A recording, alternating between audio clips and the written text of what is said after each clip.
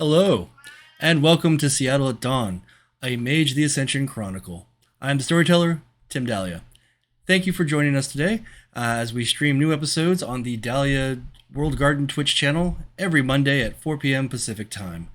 You can watch our previous and future episodes at the Dahlia World Garden YouTube channel, and links can be found in the description wherever you're watching this at.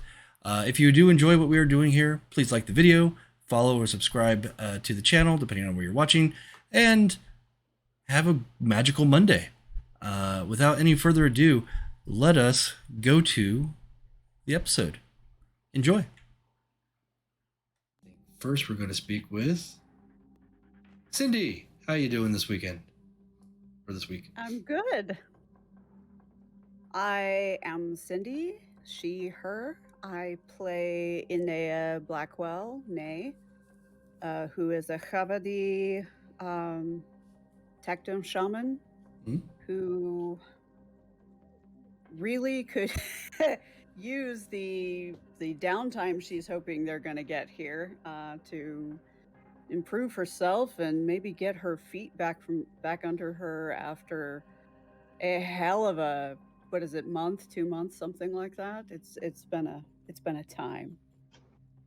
Indeed, it has. There we go. And hello, it's Alix's turn. Hi, Alix. Hi. My name is Alix. My pronouns are they, them. I play Jezebel Spinner. She is a cult of ecstasy. She's a member of the cult of ecstasy. There we go.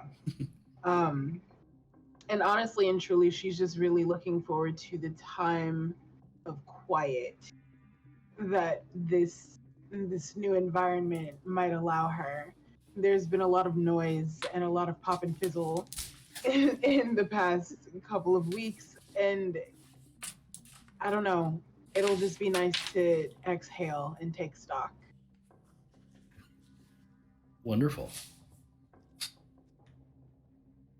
And then we bring up Billie. How you doing, Billie?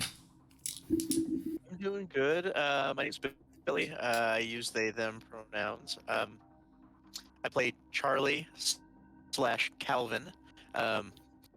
Charlie is wanted for murder and so had to adjust his appearance and take on a false identity as Calvin Klein. Yes. No relation. So yeah. For audience members, he used to look. Not a good situation. For audience members, he used to look like this big guy. However, he has since changed his form, made himself shorter, a little rounder, and he looks like this now. Not much of a difference, but it's enough to... Jeepers. It's enough to make other people look twice, if they know who he is. Or not look at all. Yeah. If they're looking for somebody who's 5'11" and 150 pounds, it's not that guy. Yeah. Eyes will slide right by. Exactly. So that's the plan, at least. We love a good camouflage. So last time you guys were around, you had a bit of a camp out. You kind of made your plans to kind of escape the current fires that are all around you. And you made your way out to what is known as Cascade Grove. It's kind of a wild chantry east of Seattle, and it houses kind of a collection of different awakened individuals, particularly Joseph, who is a Verbena and famous enough that they want him to take on the role of a awakened master for the Council of Nine Traditions. They're looking to democratize the experience a bit more, and he is popular amongst the Verbena. There's also a wellspring out there where mages have been able to recharge their batteries, so to speak, with tasks and that sort of thing.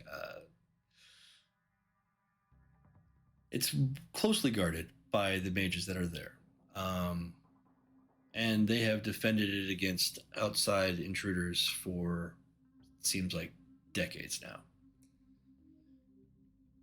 You rolled up and were greeted by a tall fellow with blonde beard and hair. That was Joseph, and we are going to take you now to Cascade Grove. Here, you met, as I said before, Joseph, and he kind of listened to some of your issues and some of the things that were bothering you and some of the things that you were running from or warning towards, and he took it all in stride, and he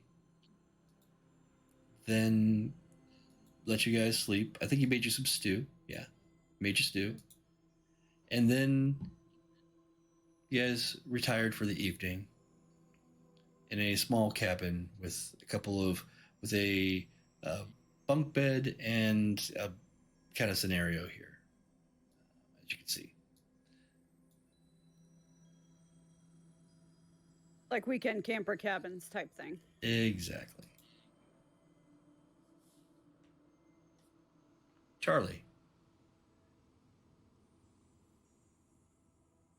you have found yourself in a forest. The sun is setting, and you feel the chill in the air. And in the distance, you see a figure, too small to be an adult. Following this child, you round a tree and your quarry is gone. The night sky darkens further, the sun fades. Stars and a half moon are the only light available to you now. Suddenly, a blast of white streaks across the sky. You sense a presence, and you look down to your right. A young boy, no older than 9, looks up at you and says, "Do you know where I am?" Then the wooded land becomes a clean hallway with beige carpet and gray trim. It seems much more sterile. And then you hear a familiar voice of Mr. Spock as he looks up from a scanner and says, "It is too dangerous, Jim." The red alert sirens start to sound and the ground shakes, and you jolt awake.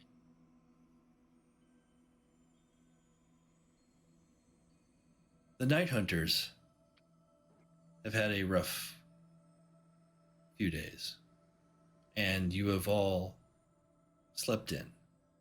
It is late in November. However, the sun is starting to crest the tree line, and in this late morning, the cabin is starting to collect the warmth of the sun and the bodies within. The morning is yours. What would you do?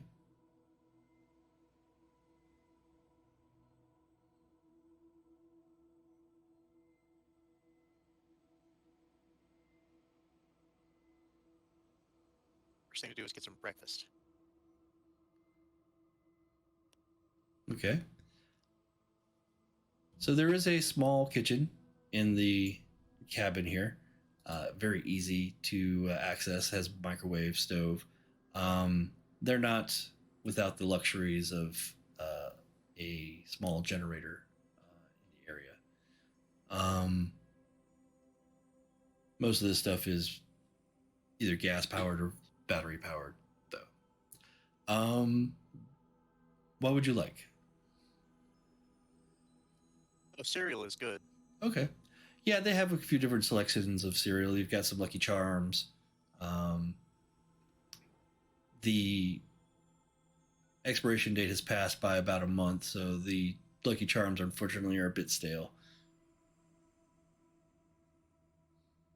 That's all right. I don't mind. I mean, I mind, but can't complain. Milk will Exactly. help with that. Yes. Yeah. Yes. The milk Hopefully is the not milk is expired. stale. The milk is not expired. It is fine. Yeah, that we can't overlook. That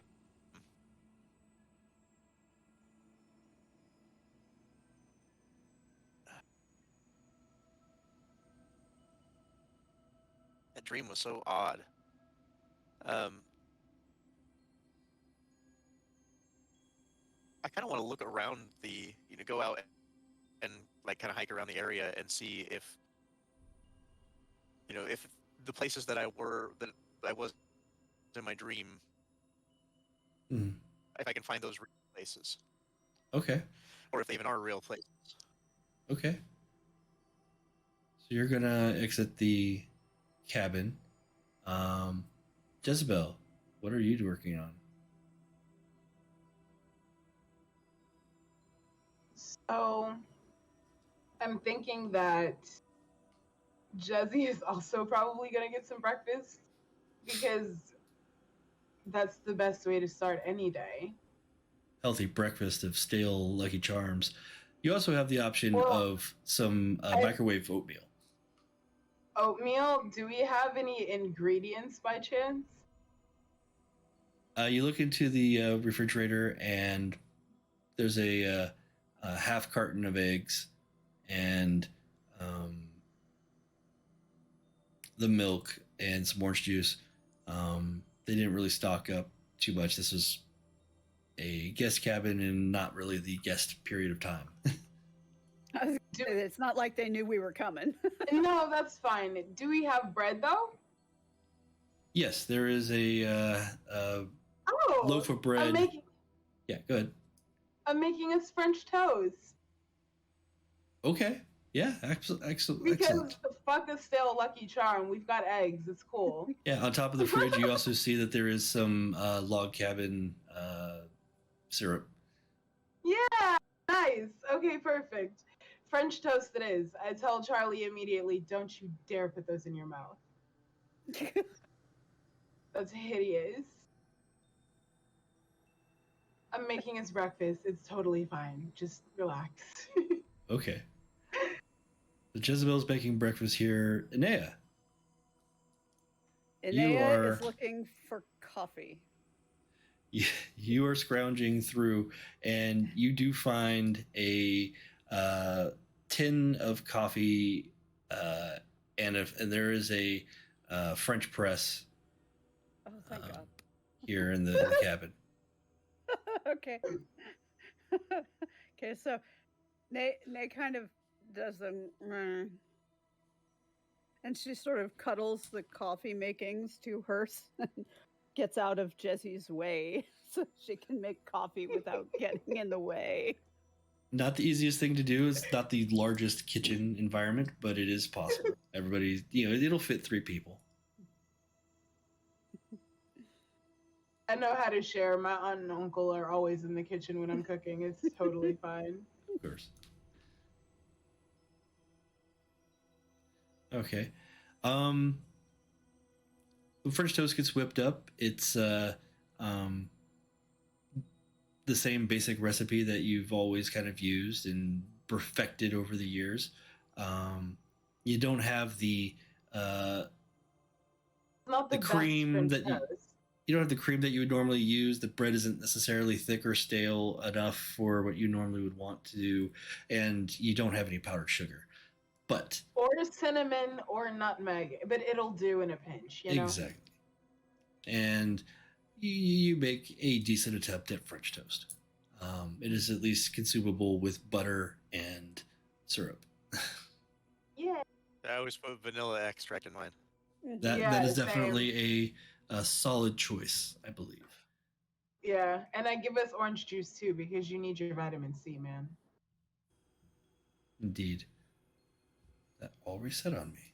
I'm gonna have to fix that. My wife actually puts pancake batter in her French toast. That's not a bad choice. That seems like that would work out well.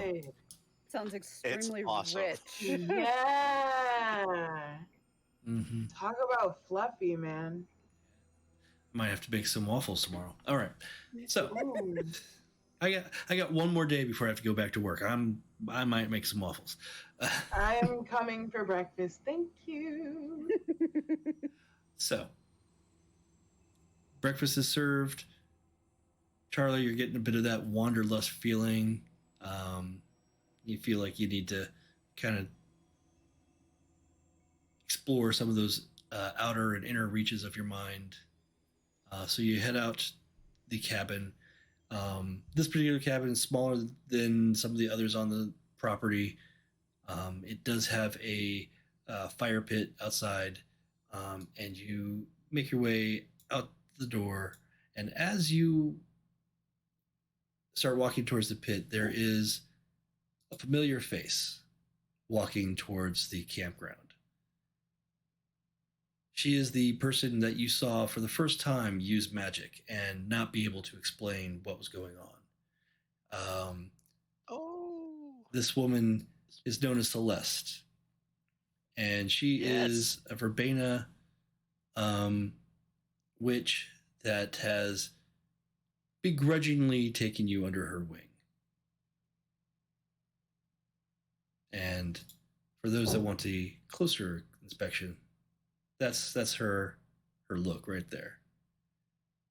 Yeah, she's cute. I love her bun. Yo, I'm digging the hair color. It's the best color. It is. And using Photoshop filters, it's not as green as it was, but because she's in the should club. be even more green. She's in the club in that picture. So Nice. she's walking up, and she quickens her pace when she sees you. Looks over.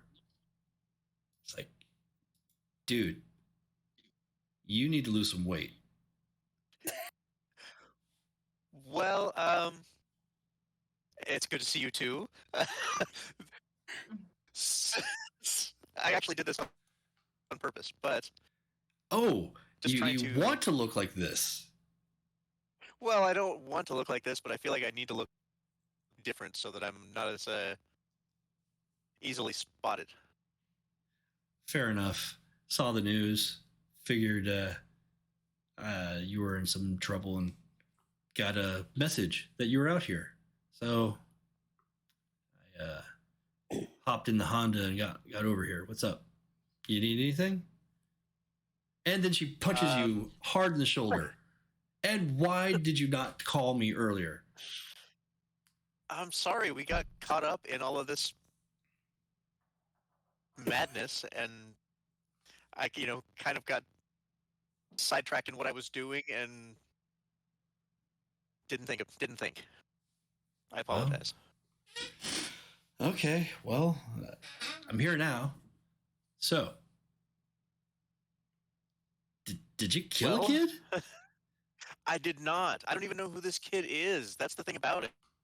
He's not, and I know quite a few people in town, and I don't recognize, this kid. Yeah. It's terrible what happened, but it wasn't me that did it. I just. Okay, well, I had to ask. Figured you probably didn't do it, but, there's weirder things happen with us. So, all the way out to Cascade Grove, huh? Yeah. Well, it's pretty. One, we needed to get away from town, and two, we needed to connect with Joseph. So we need to get some information from him as well. So yeah, here we are. Yeah, it's nice out here. It's beautiful. It's not quite home, but different kind of beauty. Different, yes. I'm mostly in the city though.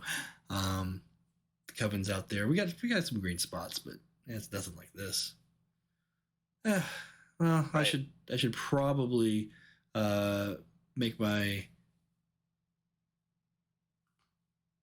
entrance or my greetings to Joseph at some point, but wanted to see you first. I do appreciate that. Okay. It's so good to see you. Yeah, of course. And I'm sorry about the fat comment, man. Yes. Seriously, though, you couldn't change your hair color or anything. Just short, fat. That's okay. It's what I could at the moment, That's fine. It took me a while to recognize you, and yeah, you're normally up there, not down there, so it's all good. All right. Then it's working. Exactly. Yeah, I'm gonna go talk to Joseph. You stay right here. She heads off to wherever she goes. She goes to Joseph's cabin, which is a few cabins down from where you're at. It's bigger than this one. It's a little bit more permanent than this cabin that you're in. And now you're at your campsite, and you've got a lot of good vistas. You got the mountains to the south and the river to the north.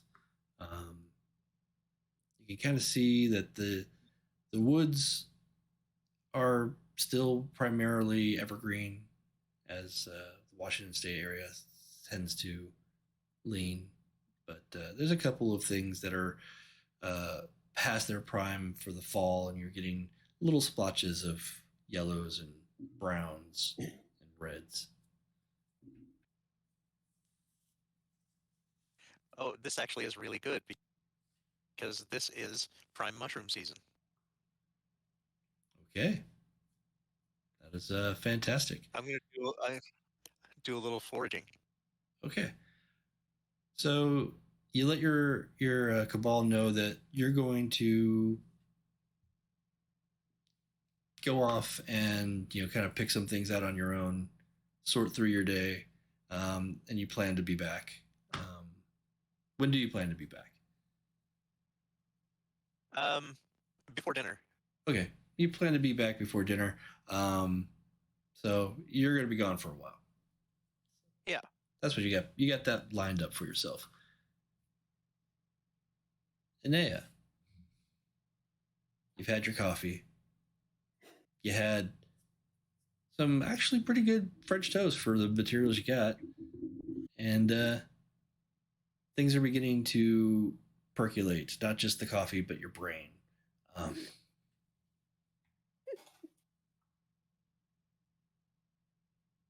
Where are you? Where are you working?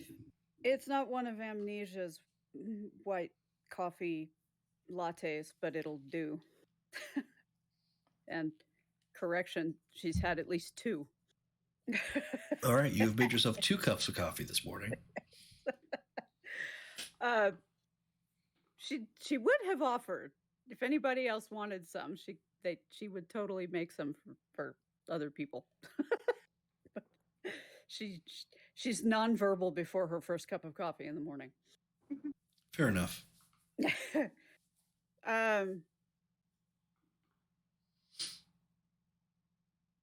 Jezzy, do you have any plans for today? I do kind of want to take a peek around Cascade Grove, see who all is here and what all everyone does during the day, but nothing too serious. Okay. Reason I asked, I mean, Calvin is understandably going out to straighten his head out, and I think I'm probably going to do the same thing. So I just wanted to check with you before. I didn't want to run off and leave you if you wanted to have somebody around. No, it's okay. I mean, I have a bit of processing to do myself, so I think it's fair we all do. Yeah. Okay, well, I might be back around lunchtime, but certainly before dinner. So if you don't see me, at lunch, certainly by then. Yeah, for sure. We'll we'll meet up around the food eventually. It's At some fine. point, I'm sure. Yeah. One thing we all definitely have to have. Mm-hmm. All right. Uh, in that case, enjoy your day, and I will see you later on. Okay, be safe. And Nay kind of meanders outside and has a look around for, just kind of to orient herself, first of all. Mm-hmm. And there's this area is kind of a flatland with the like I said, the mountains rising to the west, or sorry, to the east and the south. There are mountains actually all around, but those are the closer ones. You've got a small river that kind of is coming through, and a curated pond for small boating, that sort of thing. Kind of a small lake. And walking around, you kind of get the vibe that everybody's just kind of enjoying the end of November. The coming winter is there, and they're just kind of preparing their different cabins for that. Yeah. As you leave the cabin, you see a small Asian woman with green hair walking towards and entering the cabin that you know is Joseph's. And Jezebel, you are... Oh, sorry. That's okay. Nay is going to grab her day pack out of her truck. Okay. And she'll probably head down toward the river for right now. All right. Easy enough. And Jezebel, you were left to clean up the French toast. Well, knowing the way that my aunt taught me to cook, I probably cleaned as I went because I'm very lazy. Mm-hmm. Well, that's not lazy. That's smart. Yeah, that too. Ooh, kitty. So you've got your collected a kitty cat. So you have your French toast put away. Things are cleaned up.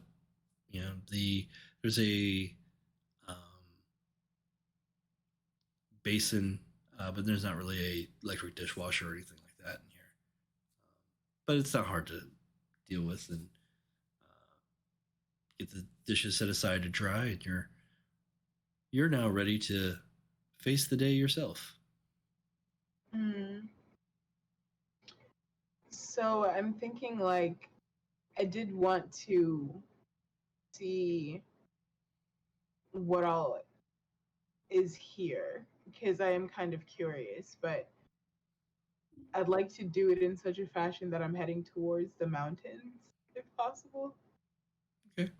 Yeah, easy enough. Because I want to see what I can see while I'm here, but I'm also really into the idea of looking at the mountains. I mean, Snake Tongue Point is high, and I would like to be high right now. Okay. In a few senses, it's fine. Okay. So,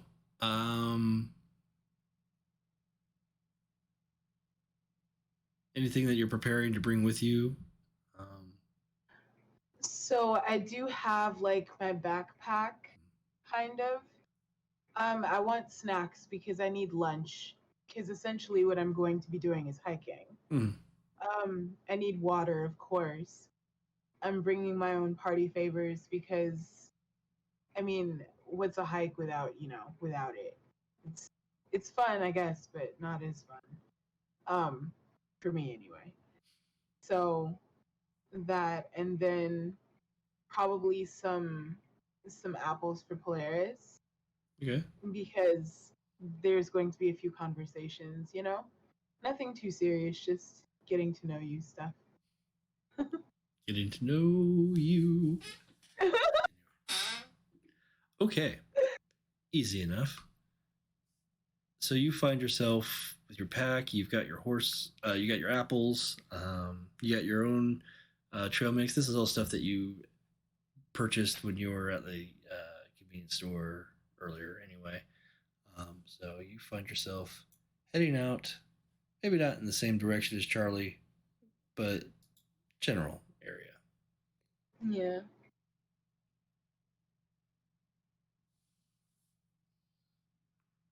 From there,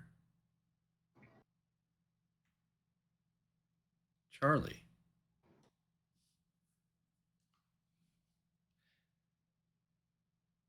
Your excursion out into the woods, you follow the trail for some ways, and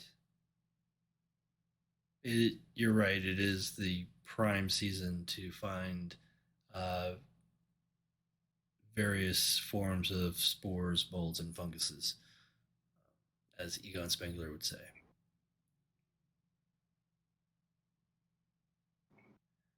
Is there anything in particular that you're looking for?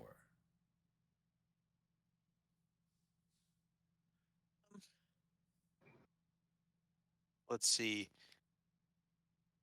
This type of year,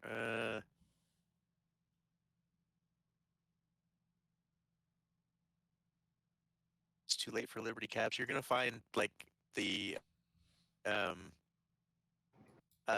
too far out away from the coast for azure essence. So cyanescence mushrooms, you're gonna find those in this area. So we'll look for those. If we find those, then we want to collect some as well as try to connect to their network. Okay. So you're basically making introductions to the local flora. Yes. Okay. I'd say that's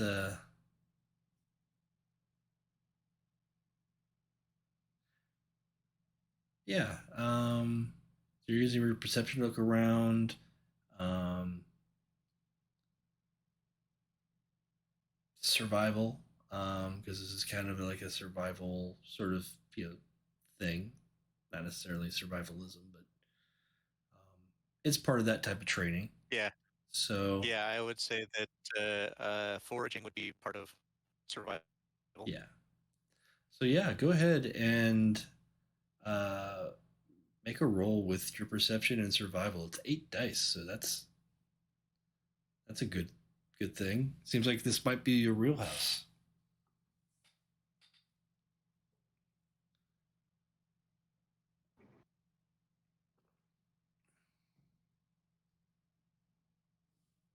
And survival.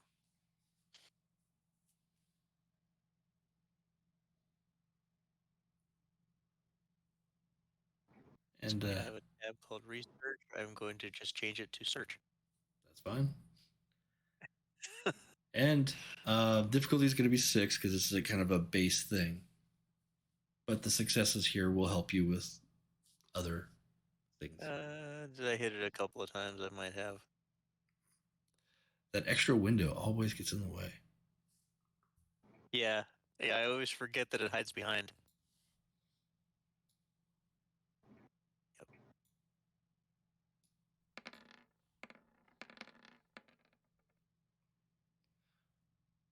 Wow. Mhm. That's interesting. 1 success.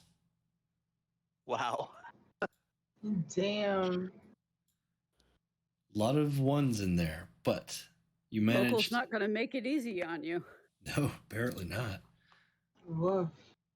That being said, you do manage to find different parts of the mycelial network, and you see that it's not growing quite as prolifically as you had expected. But you do find some. So now, if you're looking to commune or work with it, that one success is going to lower your difficulty by one for the. Are you going to try and? Well, this would just be like a magical connection, so it would just be an arete roll with your life magic. So instead of communicating with them, it's not going to be a vulgar spell. So coincidental. The difficulty is going to be.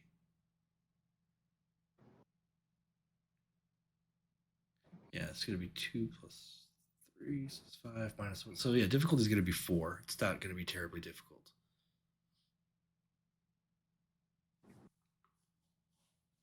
Also, with your night's rest, you should be able to take one of your willpowers that you spent off. So instead of having spent 4, you've got 3.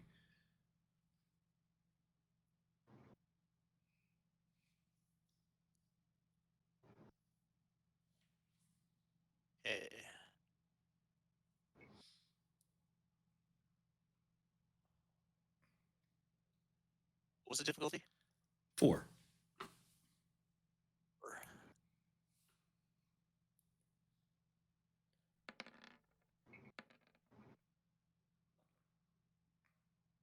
Well, that worked out well. 3 successes. Excellent.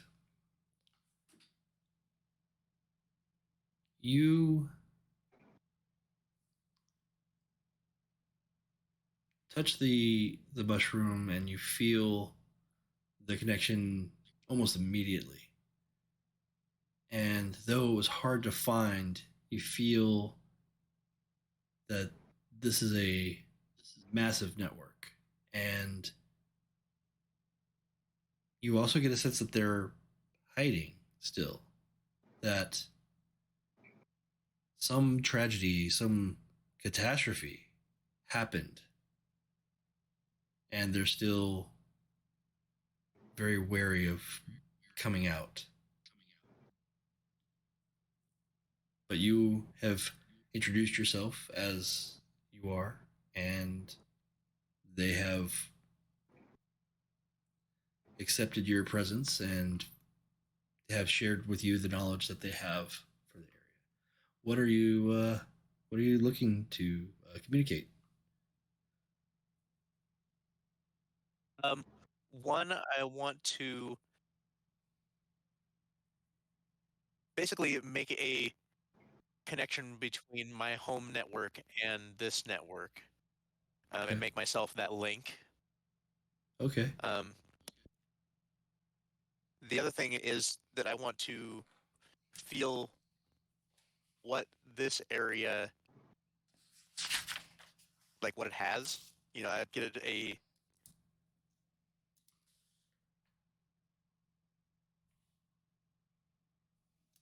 energy-wise, not necessarily like flora fauna wise, but like magical energy-wise, what is around me. Okay. So yeah, linking with your network, your more personal network, will take more than this communication. It'll take some time, but something that you can certainly build towards. As far as information about, go ahead. Plan to be here all day, so you don't know how long you're going to be here. You make your queries about less material things and more primal things that are magical, as you would, and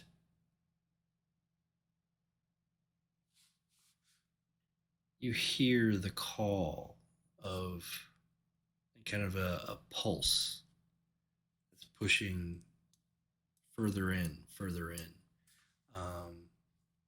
There is definitely a wellspring of power here, and this network can guide you there. Standing. The other thing that I wanted to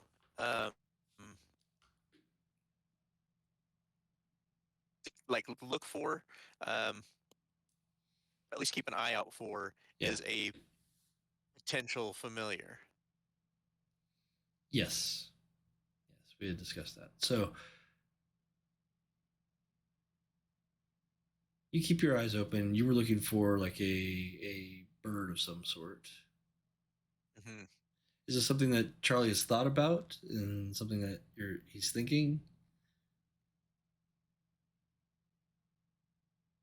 Something that would be helpful to him. So it's been kind of in the back of his mind. Okay. Yeah, you remember Celeste talking to you about that sort of thing in the past. The stereotypical witch's familiar, the cat, and the crows and such, and spiders and other types of rats and all sorts of weird creatures. But usually, she, when she talked about it, she talked about like her own cat and the benefits that she derived from that familiar relationship, quote unquote.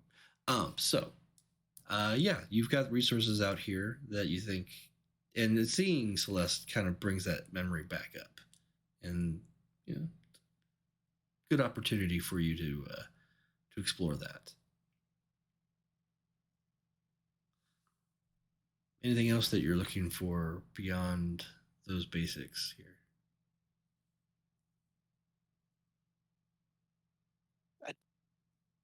No, I don't think so. Not that I can think of at the moment.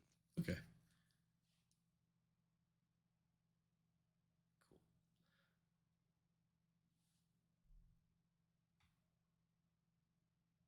Cindy. Or Inea, whoever you are. I don't know. It's difficult for me because now I've got this display that actually has your name in front of it. Instead, so it's like, but now it says Inea, so we're good. You were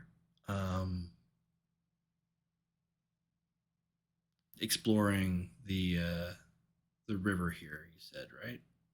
Yeah. Okay. I'm looking for a good place, kind of in the trees if possible, but nice flat area on the bank with a decent, space. So I'm going to wander upriver a ways looking for it, and I'm really looking for a place where it, uh, the spiritual energies in the area are a confluence of those energies. Certainly. Obviously this is a very energy rich area to begin with. For certain types, absolutely. Nay is looking for the combination of probably at least the three, so you'd get earth, air, and water right where she is somewhere. Okay. So she's looking for a place like that where she can set herself up comfortably to meditate for a while. Because boy, has she got a few things to talk about with Morrow. Indeed. And maybe the flower child. She needs to get to know them better. Mm-hmm.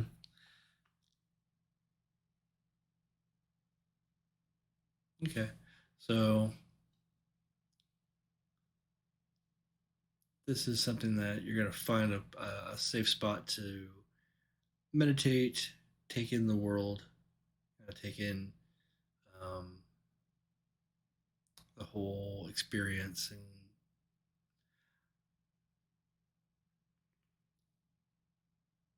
trying to think. This is, you're not really looking. Well, we'll leave it open. Yeah, we'll go ahead and we'll say perception and awareness to kind of find a good spot. Oh, hey, look at that. I already have one set up.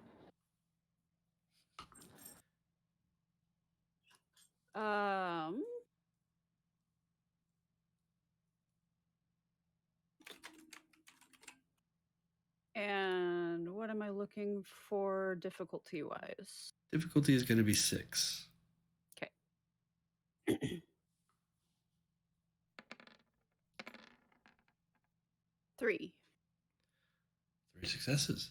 Okay. It is not difficult to find you actually find a few of them along the way. But you find a very comfortable rock that is on the bank. You can listen to the water. The wind currents here are gentle. It's not too cold. It's not too hot. It's the perfect place that you find to just allow yourself to be open to what's around you. And you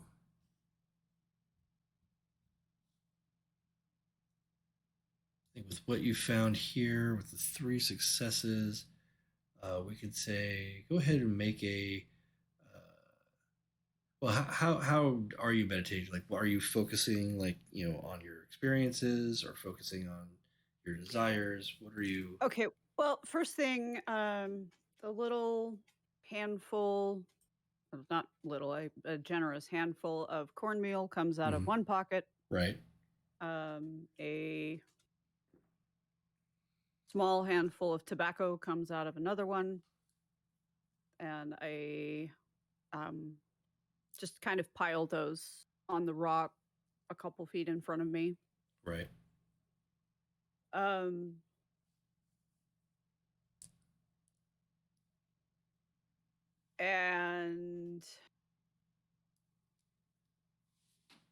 I think she's gonna be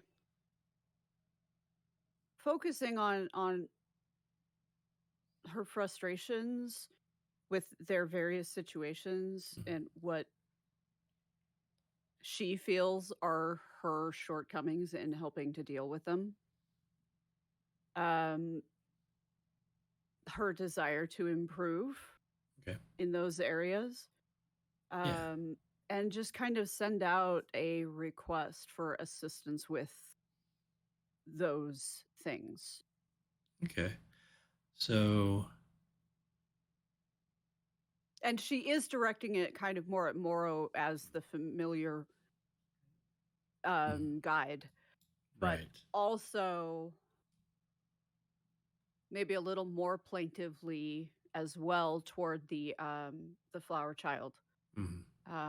Because she's still not 100% certain what relationship the flower child really wants to have with her. Okay. Yeah. Excellent. So, let's call that a wits and meditation roll. With this area, the difficulty is going to be 3. It's going to be pretty small.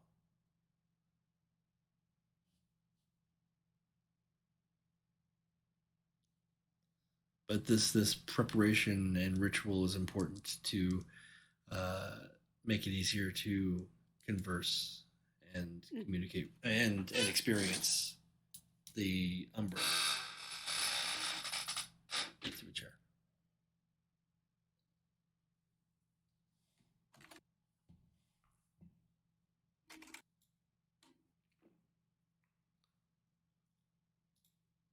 And I'm sorry, you said a 3 for difficulty or 4? 3. 3.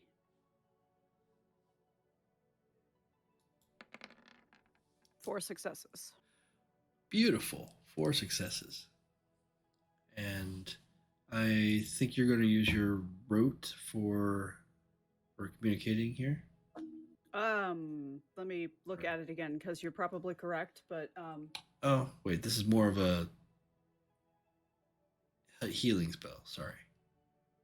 Which one are we looking at? I was looking at the gift of prana. Oh yeah, that's a healing spell. Okay, no. So no worries. We're just going to have you do a arc. I was thinking more of a standard meditation. I didn't think I had a rote for this. Yeah. This is something that she does typically at home in her sanctum every morning. Yeah, we can put that together at some point. for now, yeah, just do a. So you got those 4 successes. So,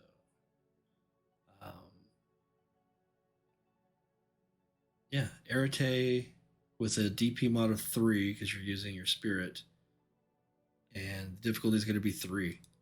You're able to shift that difficulty to the lowest possible degree, which is 3. Okay, wait. The DP mod was what? DP mod is 3. Is 3. Okay. And then difficulty is also 3. Correct. So that's 6 dice with a difficulty of 3. Okay. 5 successes. Yes. I am happy with these rolls so far. 3, 4, and 5.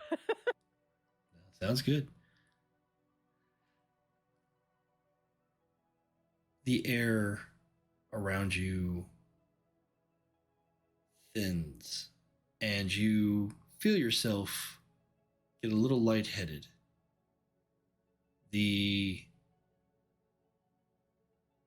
presence of so much unbridled, uncontained spiritual energy is difficult to process. You spend a lot of your time ignoring this. But here, it's crying out to you. It is all around, permeates, and you feel a bit overwhelmed at first. But things calm. You bring your focus back to your intention. And soon, after a few minutes of, well, you can't even be sure if it's been a few minutes. It sometimes feels like it's been hours. But not too long, you feel a bit of a nudge. I was wondering when you were going to come. Inea's going to lean a little bit into that nudge. Came as soon as I could. There's been a lot going on. We are very aware.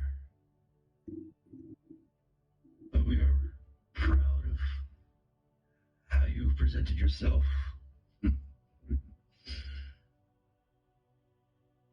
Thank you. I think I needed to hear that. It doesn't feel like enough. There is much that still is required. Yeah. You look up, and riding the back of Morrow is the flower child. Oh, man.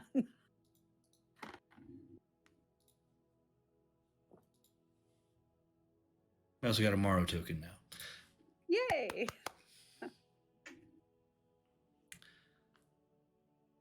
The child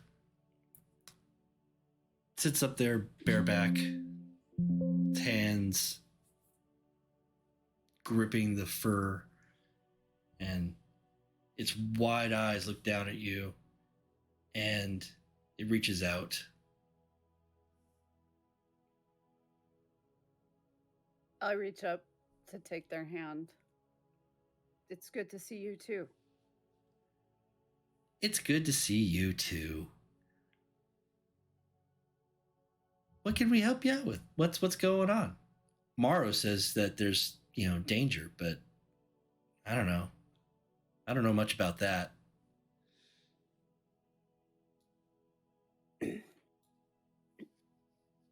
There's owls, owl spirits, shards of an owl spirit. They seem to be threatening my territory.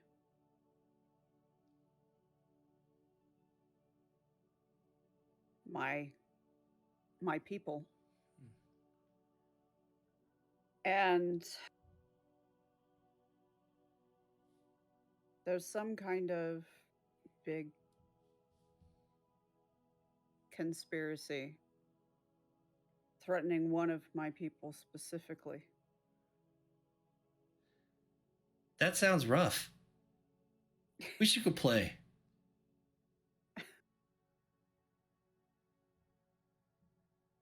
Maybe we should. All right. Come on. Get on. Mora? She just kind of leans in.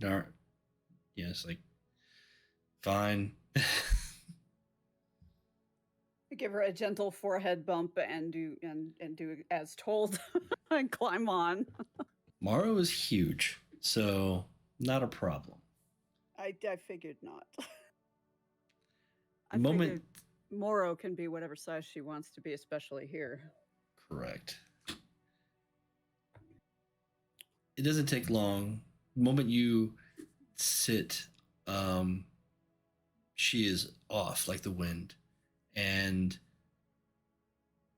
she runs through the local forest, up the river, at an amazing pace. The entire time, the flower child between you and Morrow's head is laughing uncontrollably, having the best time of its existence. And the experience of the freedom, kind of the break from the worries of mortal life and mage society and encroaching owl spirits all kind of drift away.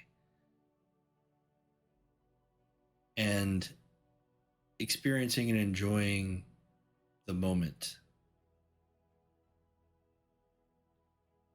overtakes you.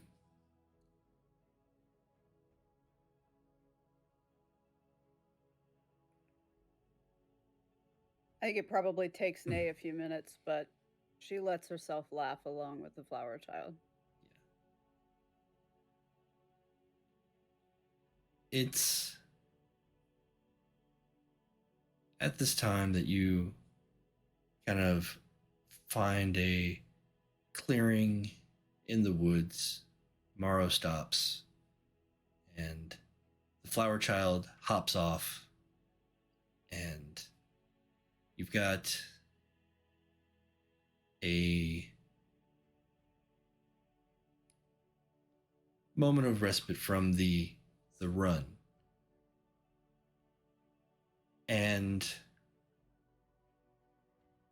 in this space, you feel the new presence of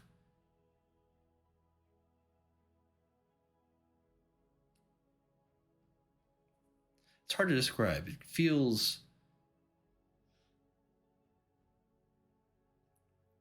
intelligent, curious, and protective. And you hear the beating of the wings first, and then from the sky, a raven lands next to Morrow and cocks its head up and caws, and you can hear almost language between the two of them.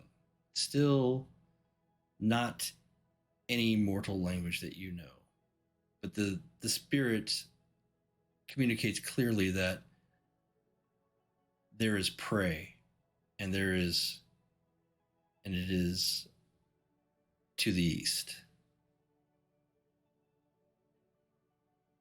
And you are reminded that ravens oftentimes will work with wolves. They are wolf birds. More than happy to follow along if that's what Moro wants to do.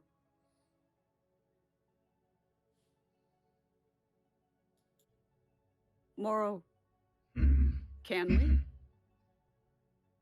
Yes, child.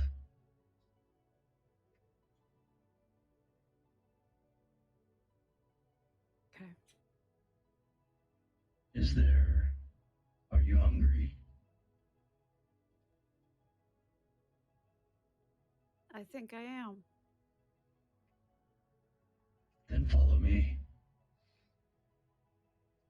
Okay, so I'm gonna slide down and kind of give the raven, a bow. Mm-hmm. Thank you. It just kind of chirps its head up and thank you. And it flies off and Morrow follows. And you find you're able to keep pace. The flower child is not curious or interested about this at all, but it is having a good time keeping to itself. As you hunt and you follow Morrow, following the raven, the creature you find that is being tracked down looks like it's just a rabbit. But this is how it is in the spirit wilds. It is kill or be killed. It is survival and necessary, and it can be cold, and it can be brutal. And you and Morrow track down, and it takes a few hops to the right, hops to the left, and you turn, and you manage to get a claw into the rabbit, and you manage to hinder its hops, and eventually it stops. And this is the transfer of life. This is the transfer of essence. This is not just feeding on a animal. It is the circle that brings everything to existence. Life, death, rebirth. Life, death, rebirth. The raven joins in, pleased that it was able to share in this pack moment. Eventually, you leave the carcass. You and Morrow return to the flower child and come back to the river, reminded of what the world can be and what your connections to it are, and that not everything has to be the same problem at the, you can sometimes take a step away and maybe find more wisdom. And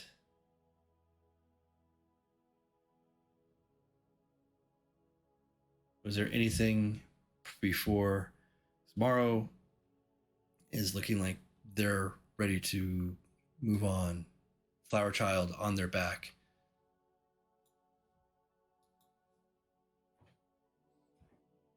Can I come again soon?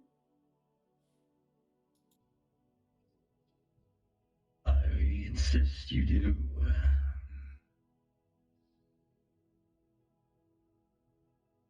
I want to learn as much as you will teach. The time is approaching. More I shall show you. The child will show you. is so much more. More hunts to go on.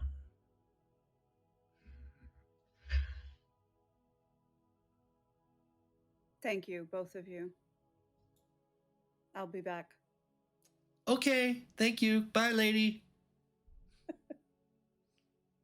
And Morrow hops out, jumps off, and you still taste, as you come back to the material plane, as you feel yourself return to your normal human senses, you can taste that irony, extra rich blood on your lips, and it's not entirely dissatisfying.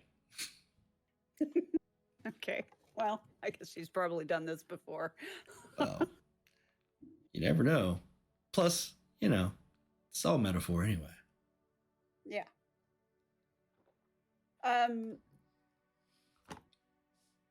While she is trying to get feeling back in her limbs, she adds more cornmeal and thanks the rabbit Indeed. for sharing. Yes. Absolutely.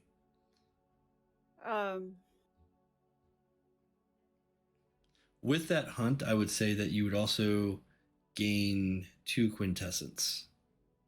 Okay. I mean, a small animal, but yeah. Maybe, Yeah. let's say 1 quintessence. It's a rabbit. Doesn't have that much blood. Yeah. Am I adding pitchforks or taking away? I forget. I typically add pitchforks. Okay. I find it ironic that it's probably not supposed to be a pitchfork, but it looks like a pitchfork. It's the symbol for prime, I believe. Just very small. Okay. It's kind of the overall symbol for magic. Okay. So I am back to 4. Mm-hmm. Okay. So she's. What time of day is it now? It has passed lunch. It has gotten. You were out there for way longer than you thought you were, and it is actually starting to chill the air, and dusk is on its way. Okay. So Nay will start making her way back toward the cabin to meet up with everybody. Okay. As we have a drink of water from her water bottle that she had in her pack, because that's been a while since she had any. Indeed, you definitely need to hydrate. It's important. Yeah. Very.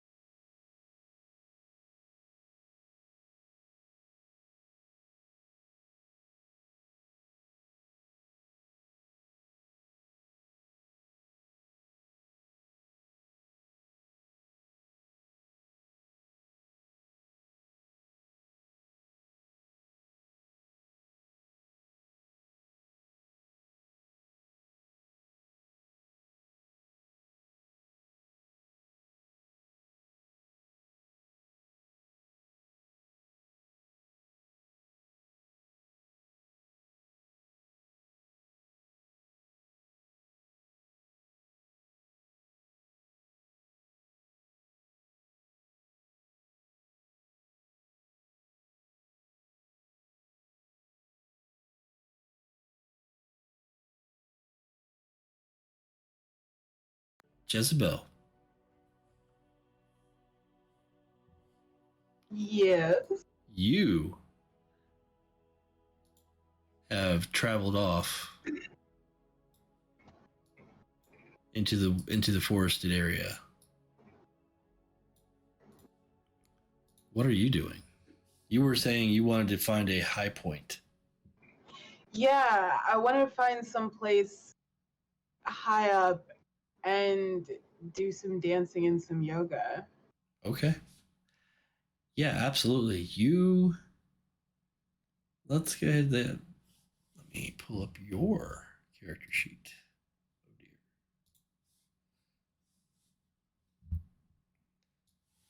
All these character sheets. What do I do? Okay. For you, are you looking for a good spot to perform your yoga, do that sort of thing, or are you just, trying to get as far away from civilization, Well, or find the highest point? What's the goal?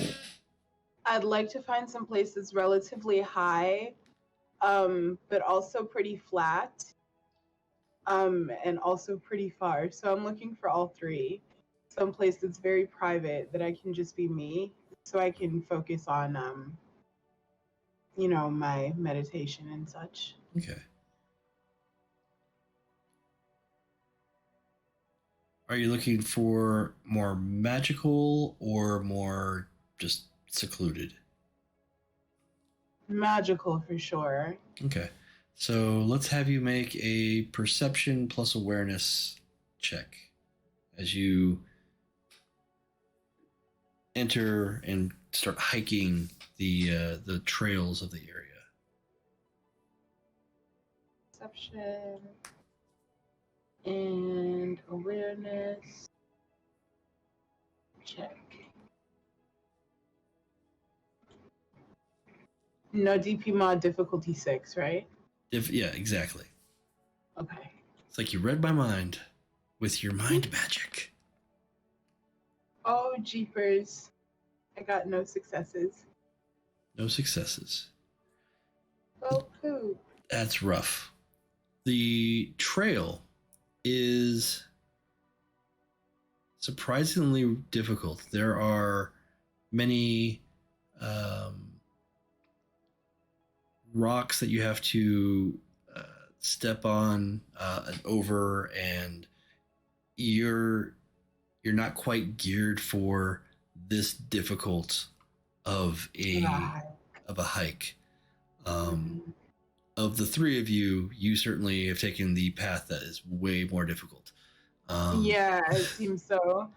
And it takes a long time to exhaust yourself, but you get to a point where you got to do something. You can't just keep walking, and yeah, you're getting tired. And I was wondering. Ooh.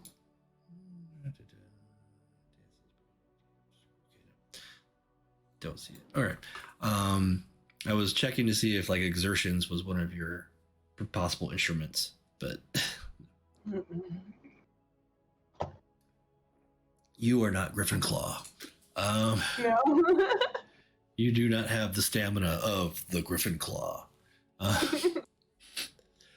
But I have an idea.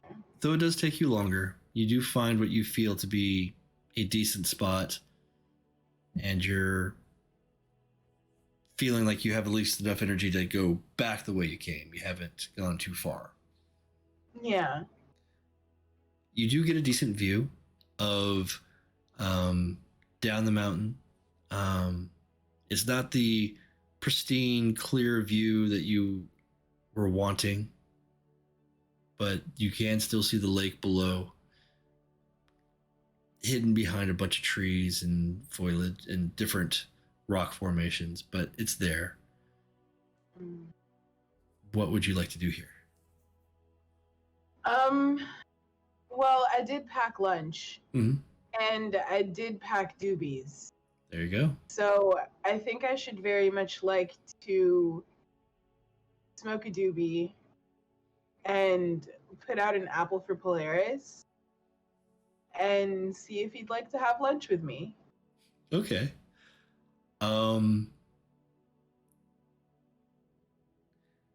Go ahead and let's roll charisma plus meditation. Difficulty 6. Okie dokie. Oh, poop. There we go.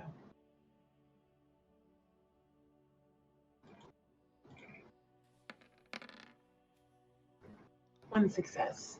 One success. Okay.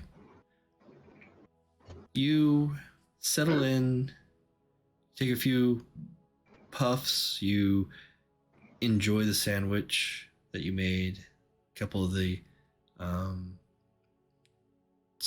trail snack bags or whatever. Trail mix, that's what it's called. It's a good sandwich too. Yeah, it's a really good sandwich.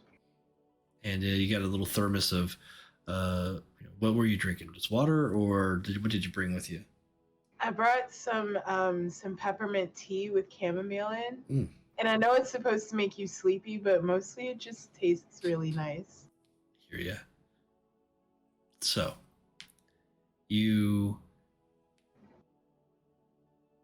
savor the experience. You enjoy the wind blowing through the trees, the tastes in your mouth, the view of the lake is blocked as it is. You still see some of the blue and reflected from the sun.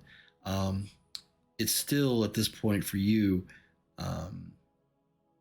just getting past like maybe 2 o'clock. It's just past noon. And you lay out some apples, and as you're enjoying this experience, as you start thinking about your time lately, about your goals, is when you hear the hoofbeats and just kind of the subtle sound as they get closer. And then standing next to you is the celestial horse that you have come to know as Polaris. Yeah. And they see the offering and quickly scoop up one of the apples.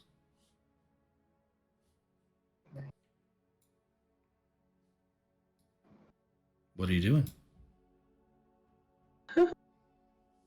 Oh, so I take another puff, and then I look over at him, and I go, "Oh, well, hello." So, I brought apples. Think you want to have lunch with me, maybe? Let's do this.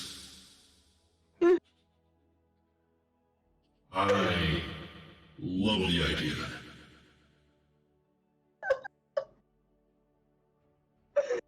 He sounds so cool. Oh. You spend an eternity galloping through galaxies and universes. You pick up a thing or two. I suppose so. That does make sense.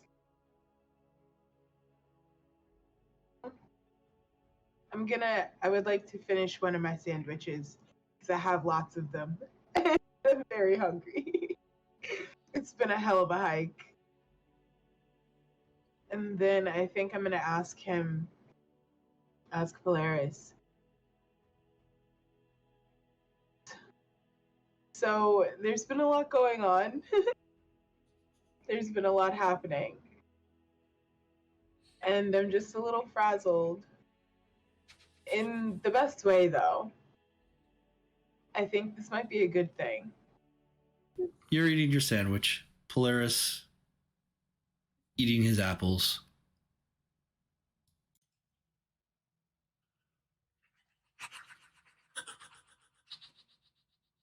So, are these, Fuji's? Or, Ladies. Those are the best ones. You know, I think maybe you're right. These are damn fine. My aunt likes to try to cook with them, but I tell her it's better to just use Granny Smith for that, you know? Pink ladies are for eating. It's beyond me on that. No amount of traversing through the galaxy is going to, inform me on how to cook. Well, I'll bring you some of her pie one day, and then you'll understand what I mean. I mean, is it better than the apples by themselves? Oh, yeah. Oh, yeah. Well, then do that. Do that. I want to try that. Polaris is cool as shit.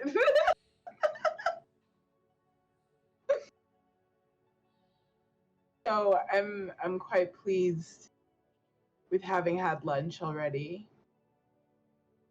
I think I'm gonna. What time is it now? You said it's like 2.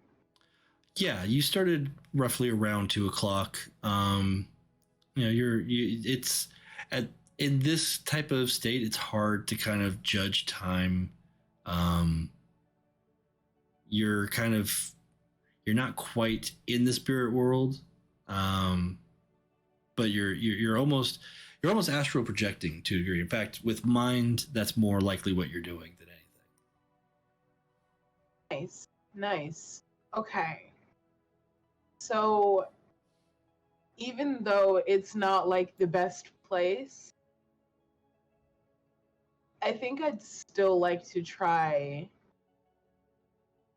and maybe do a bit of like yoga. Okay. Yeah. Just a little bit. No, you make sure that you don't eat too much, and you lay out your mat, and you start going through the different motions and different poses with your yoga, and you find that Polaris next to you is also taking on different poses and kind of trying to match you and learn from you as it's like just enjoying the time with you and trying to understand you as much as you can, as you can try to understand it. Yeah. That's really cool. I was gonna ask him if he wanted to do some yoga with me, but I suppose I didn't have to. That all shakes out. Yoga horse. Can you imagine yoga horse with the galactic voice? I can't. This is certainly different. It's like running, but not. Good, huh? Feels good. Yeah, feels good. I like it. This is called yoga? Yeah, that's what I'm told anyway.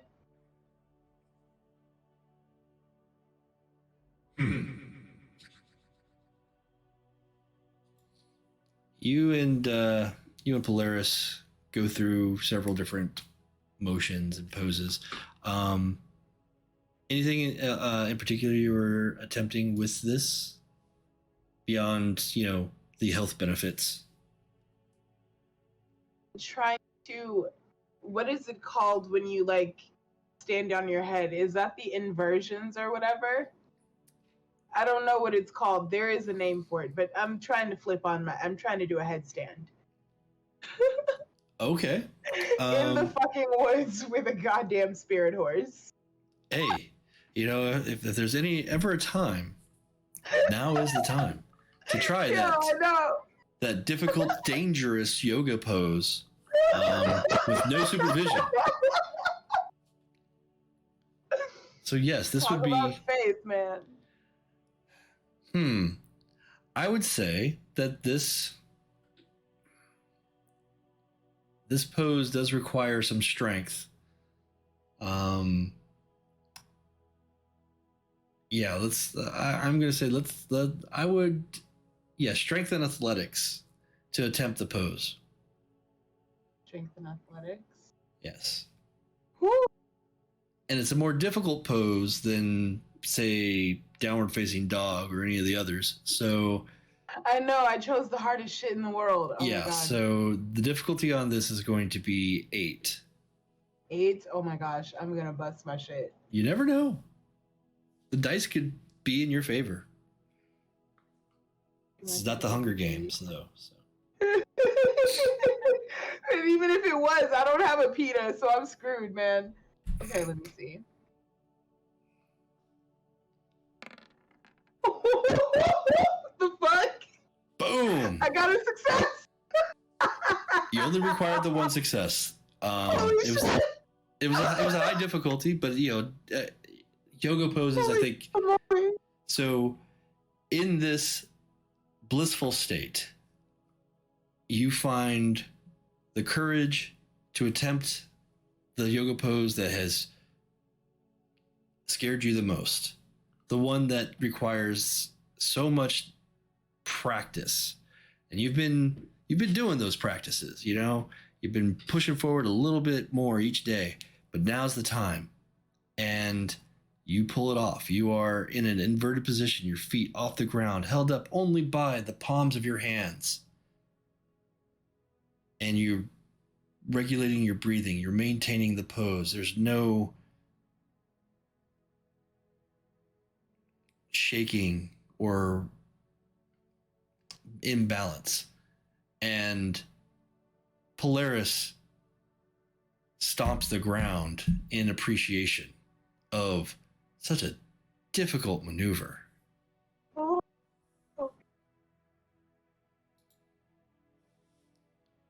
And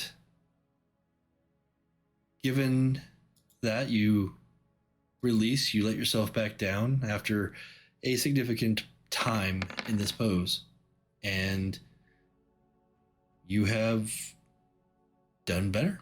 You have improved yourself. You have shared a lunch with Polaris, and you have done some amazing yoga. What else are you looking to do? So, I didn't just bring weed with me, because that isn't all I brought with me when I came here in the first place. So, I'm gonna have a little bit of shrooms. Well, Charlie has provided, so. He did. And I think I'm gonna ask Polaris to, see if he would want to walk with me while I head home. Because I'm at the top of a damn mountain, and I'm about to start tripping balls, so it would probably be better for me to be on the ground.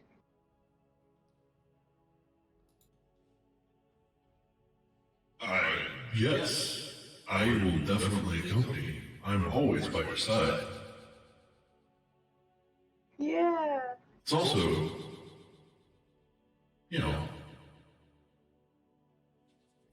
don't necessarily have to go back to the cabins right away, right? Do you think... So, okay, just looking at where we are, how are we on a trail? What are we next to? You took one of the more difficult hiking trails in this area, and headed up. And it's not really the greatest place in the world, but a few more meters, or another kilometer or two, you could probably get a really great view. Oh, really? Yeah. Fuck it, yeah, let's head there. All right. So you I want to see you pack your bags up, you get everything going, you pop in the shrooms, and you're not quite feeling it yet, but Polaris says, her emotions like, hey, come on, I'll take you for a ride. Oh, well, don't mind if I do, darling. Let's see what's up there. Yes. Yes. And it's at this point you're not quite sure if it's the shrooms or if it's the horse. But you have an amazing, fantastic journey.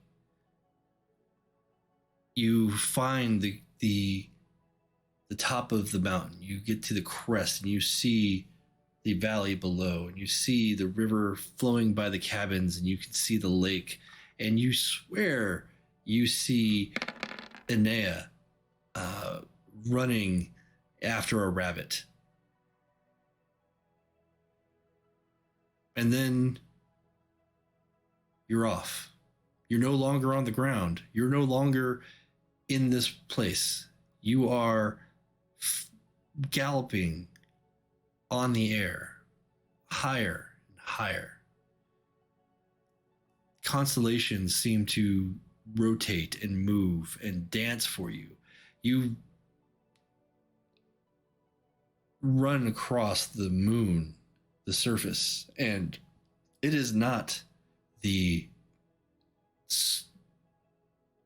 sandy gray sand that you remember seeing when Neil Armstrong landed on the moon. It is glowing. It is this bright white, almost like snow, but softer. And Polaris runs as fast as he can, and the moon doesn't just have the landscape of a desolate, sandy desert. It also has, you see what looks like great lakes of water, and it's not at all like the reality of the moon, but maybe this is actually what it is. You're not sure. The blend is so difficult to separate from reality and what is spirit and what is your brain making new chemicals and telling you different things. But you go along with the ride. And Polaris, the entire time, is enjoying getting the chance to show a different side of the universe to you. Gets a chance to bond with you. This is seemingly something that he's been wanting for some time as well.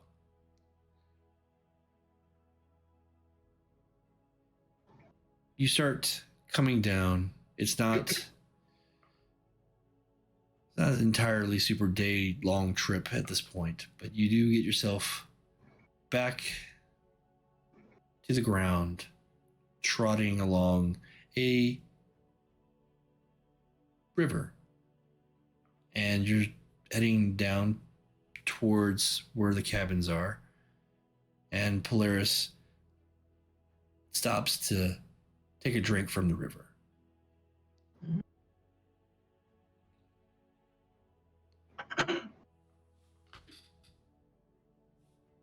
What are you doing now?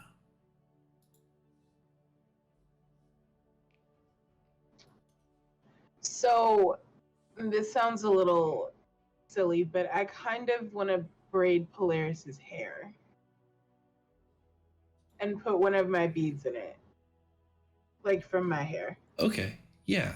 So you manage to pull a few locks and get some braid going, and you get this kind of one-off from the main, but it's your braid. It's the braid that you put in, and it's held in with your beads.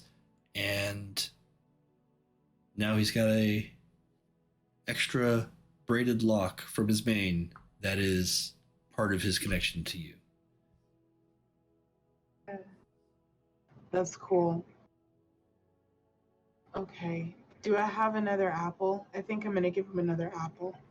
You have one less. You have one apple left, and he Good. greedily As a thank you. takes it up. I don't know if there's anything going to be better than these apples. You have a lot to learn from my aunt, darling. Well, I look forward to trying something that is cooked. I'm not confident, but you can prove me wrong. Oh, I will. I fully will. Thanks for today. It was a lot of fun. He nods his head a bit, and you can kind of see his, in his black eyes that he's thrilled to have, spent this time with you. Was there anything else that you were looking to do before you head back to the cabins? It is now getting closer to dusk.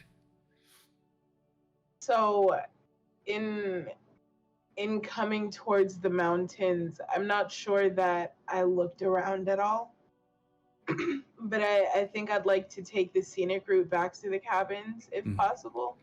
Yeah, just to take a peek around at the rest of Cascade Grove. Yeah, you've found yourself by the river and the trails that are leading back towards the cabins. There, if you want, you can jaunt into another trail that goes through the woods, or you can keep to the river. Either way. I think I might go through the woods. Okay. Just for shiggles, Excellent.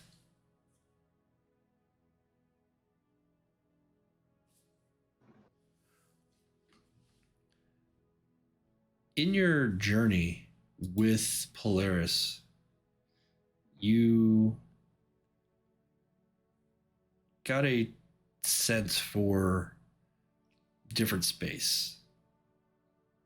You didn't just trip balls. You started to understand, you started getting a feeling of how things are connected. And as you start thinking about those connections, as you remember your journey through the mycelial network, you kind of see the connection between what you feel and what you know with Polaris and that larger connected world. And you can see where such a thing is possible. You don't quite have a firm grasp on it, but you're starting to understand a little more because of your journey to the moon.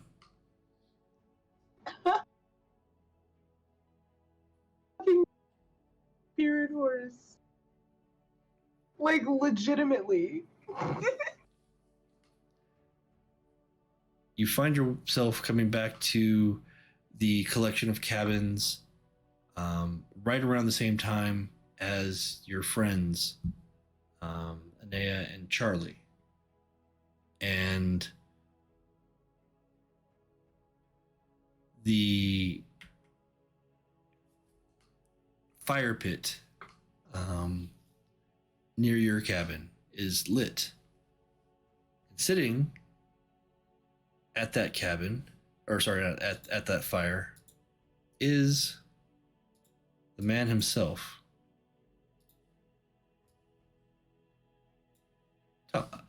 Joseph.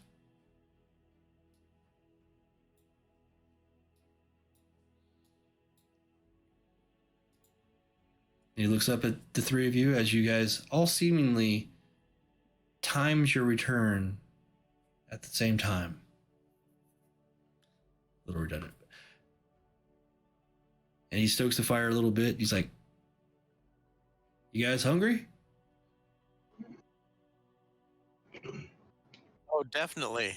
I am I starving. would have quite an appetite. Excellent. I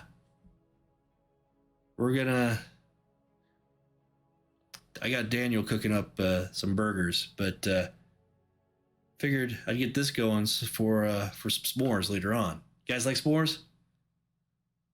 Yes. Yes, Most of course. definitely. It's good. Anybody who doesn't like a s'more is probably a diabetic. No, I can attest. That doesn't matter. No, it really doesn't. Anyone who doesn't like s'mores is just incorrect. They're incorrect. That is a true statement right there. You know who doesn't like s'mores? Nazis. I bet Home Guard doesn't have s'mores. That's why they're so I bet pissed they off. don't. Yes. That makes perfect sense. He's got his hair up in a bun.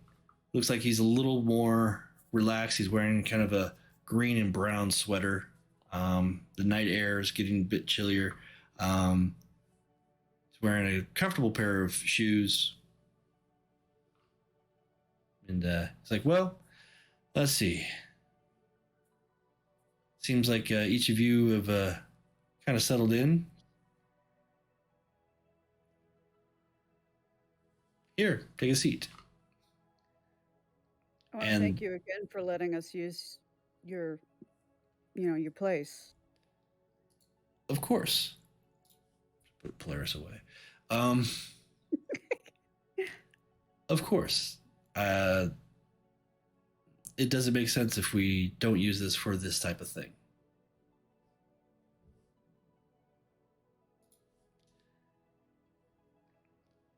Also joining you is Celeste. She comes up, pulling up a chair next to Joseph. She's like, yeah. So, I talked a bit with Joe here, and things are a little weird for you. That's the understatement of the century. Yeah, what she said. So I was thinking you and me, Charlie, or is it Calvin now? Yeah, Calvin. I'm going to call you Calvin. Okay, Cal. So, I was talking to Joseph here, and he thinks that there's some things that we can do to kind of give you some more tools to help out with your problems. So I'm going to stick around for a couple days, and we're going to go out. We're going to do some serious work, you and me. How's that sound? Sounds excellent. Okay. So we'll do that. And for you, Jezebel, I think you're gonna like what Daniel has to offer. Daniel? Yeah, Daniel. He's cooking the burgers. He'll be out here in a moment. Well, if he's making burgers, that's my kind of guy. And then Joseph pipes up, and Joseph's like, and Inea, though we come from different traditions, I think you are in a position best to learn from what I can offer. I am honored. Well, I've come to respect dream speakers, and we've found some common ground here. So soon, you and I will discuss your owl problem and what we may be able to do to help out.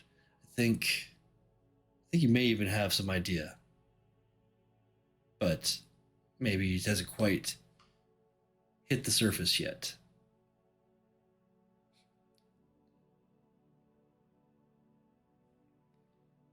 Maybe so.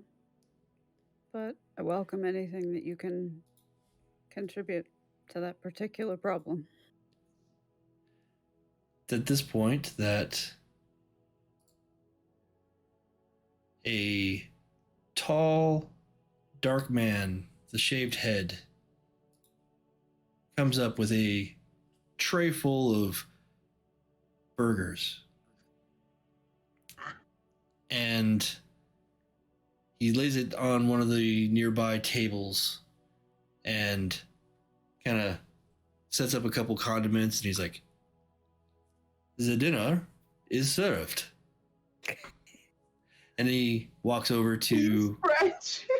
not French, but he walks over to Joseph, gives him a squeeze, and they kiss, a little peck on on the lips, and he's like, "This guy, he never gets enough of my food." And Joseph's like, "Well, I mean, it's delicious, and it's, I mean, I know I put on a few pounds, but it's cool, right?" He's like, "I like it with a little extra, fluff."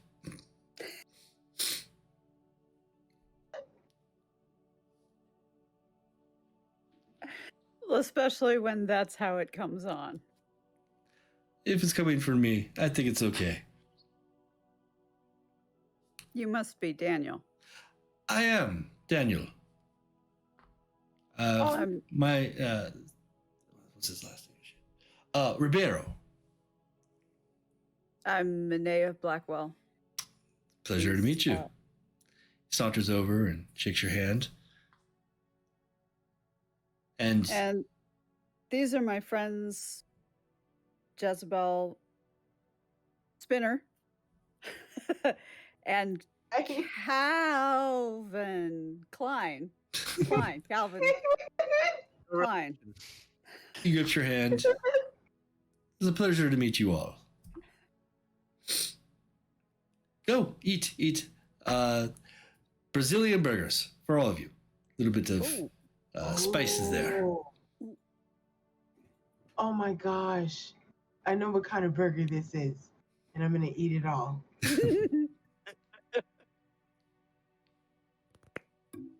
As you share delicious. As you share the pleasantries and you consume the burgers, and everyone's having a good time, and the sunlight has dwindled to just a small amount of orange light. The fire is going. Joseph puts his food aside, and you three are in a lot of danger.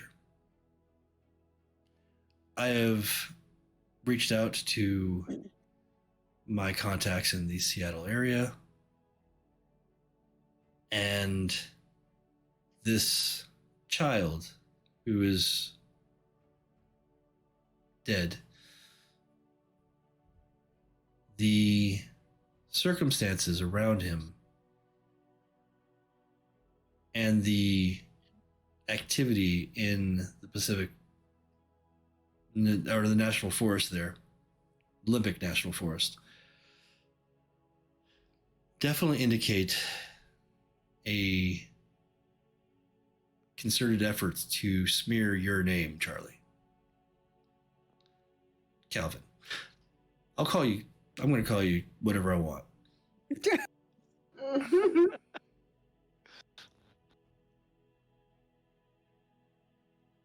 The difficult part is that we're not quite sure how it's connected to you, why they want to do this to you. It doesn't seem but it doesn't seem like you were doing anything that they care about.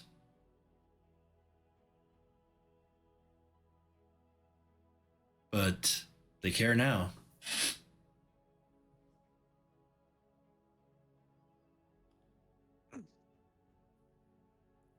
As far as your owl problem,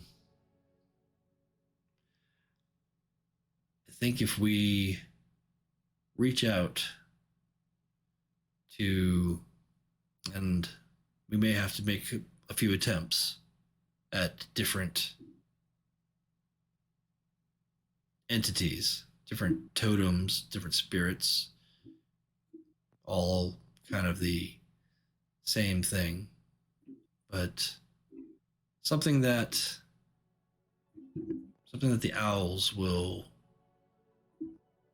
maybe not fear, but definitely something that has experience with hunting owls. That's a difficult thing. Owls are kind of the top of their food chains usually. So, that'll be fun.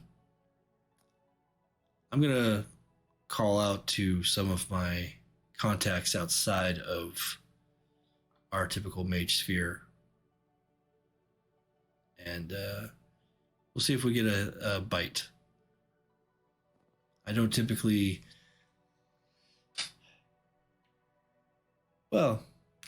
get too involved in that area of things.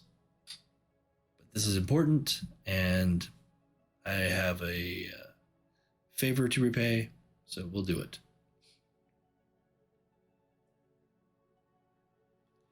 And as he's speaking, Jezebel, your phone gives you a message from Holly. She's like, and the message in text says, I think we found him. There's a building in Seattle that we think he entered, but has not come out. Oh my god. I immediately show it to Nay and Calvin. Hmm. Oh.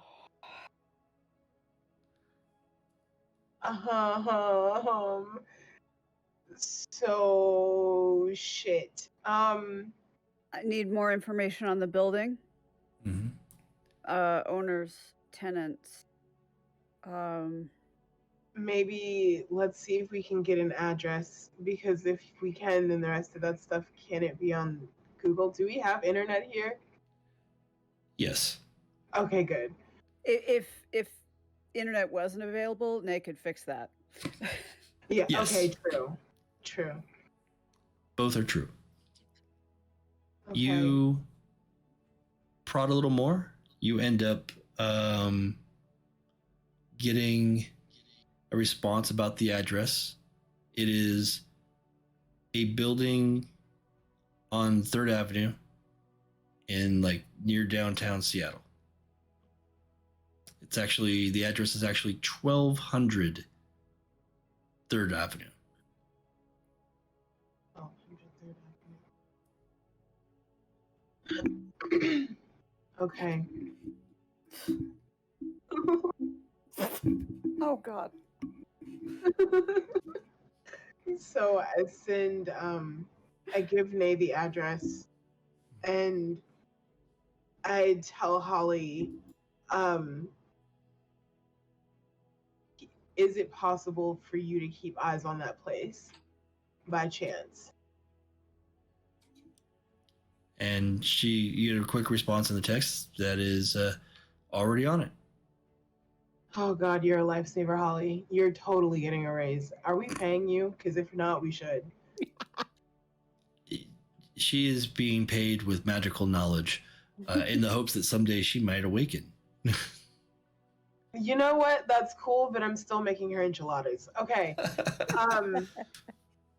Yeah, I'm going to tell her to keep eyes on that place 24/7. Do not blink. I need to know the minute he comes out, if he comes out.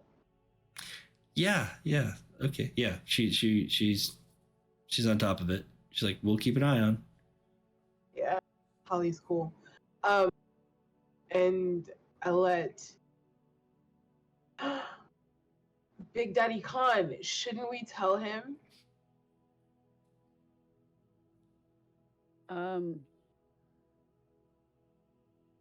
Yeah. Okay, so then that's me getting my phone out. Yeah. And texting the last number I got something from Khan on. Okay. Oh, I guess he's probably got a single number Yeah, that he's got a single routes number. to a bunch of burners. Yeah, he's got a single number for that. That's fine. Yeah. Okay, so I will text him that basically what we just were told, but and also let him know that we have eyes on. But he's free to send someone up himself if he wants to. Kitty. He takes a few moments to pass, and then he responds, "Are you shitting me?" Nope. Just got the intel today. Or just got the intel. You're the second person asking me about this building today. Who else asked you about it? And he writes in, "You won't believe me, but it was the Griffin Claw."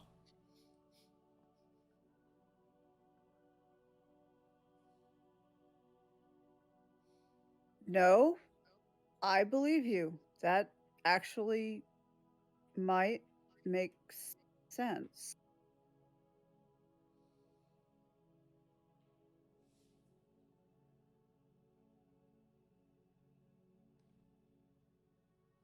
As you guys are working this out between the three of you, Daniel and Joseph are working together to put together plates of s'mores.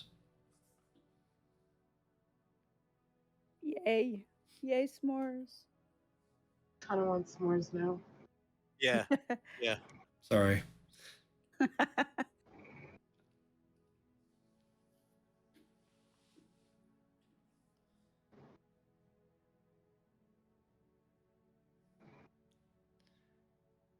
As you're going through your phone and as you're talking to Khan, and Khan gives you that information, you do a quick search on the building itself, and there was some rumor that it was recently, as in like in the past 10 years, purchased by the NSA. The building doesn't have any records as to its layout or blueprint or anything like that you can easily access.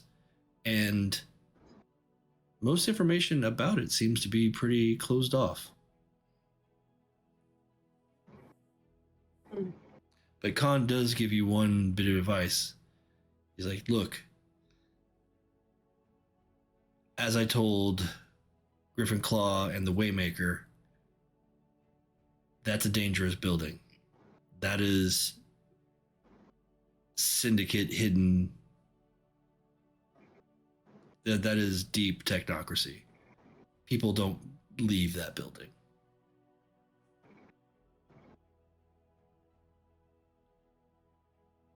Okay, thanks for the heads up. Be safe. You too. So I'm going to relay that information Of course. to everybody else. I suppose that makes sense. That's, into a secure facility, more or less, is where he showed up. But did he disappeared go into. there of his own accord, or was he brought there? We got to find out more around whoever it was that saw him go in last. Yeah. Yeah.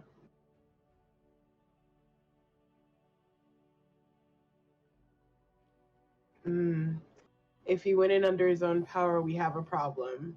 And if he didn't go in under his own power, we have a different problem. Yeah, Right. but they're both problems. Yeah, it's all icky. From the top to the bottom. Celeste chimes in and she's like, well, I got my s'more, and looks like I gotta make preparations to stay here for a few more days. So I'll let you guys do your thing. Yeah. I'm not Yeah, she backs away from getting involved with anything like the technocracy. Fair enough. Joseph and You wonder what call you. yeah, Joseph and Daniel, they redistribute more s'mores as you guys have your discussion. Anything that you guys want to look into or talk about here at this point?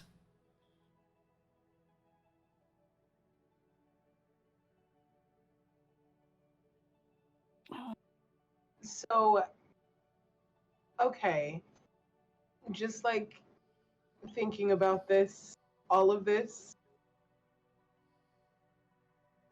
this is normally the kind of thing that we would jump and go running after. But I think maybe we should sit this one out a little bit. Because if he's gone in and hasn't come out, there's no telling what that means. It could be some kind of a treatment facility.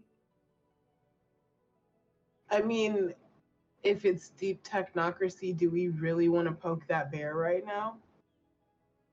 Right now? God, no. No. Right. I don't know if we'd be up to doing that in that's a death mission. an entire decade, but I think even if we did go, something about this stinks. There is a connection here. There's got to be a connection here. I can smell it.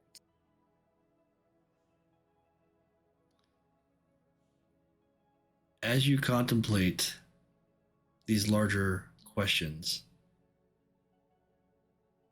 Inea, your phone indicates a new text message. Okay. This one from Griffin Claw.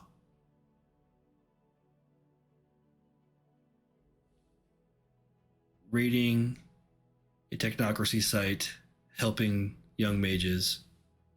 Thought you would want to join us. Meet me at 1200 3rd Avenue tomorrow. That's funky. Ooh, that's musty as hell.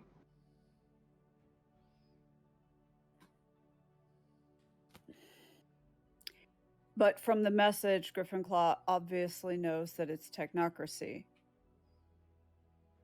So, presumably prepared. Tomorrow.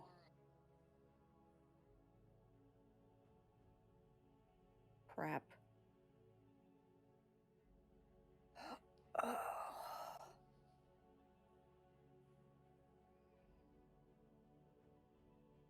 Do you think we should try and convince her to wait?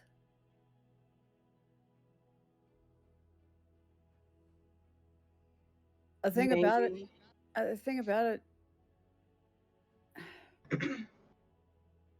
it's a risk going back right now. It's a very big risk.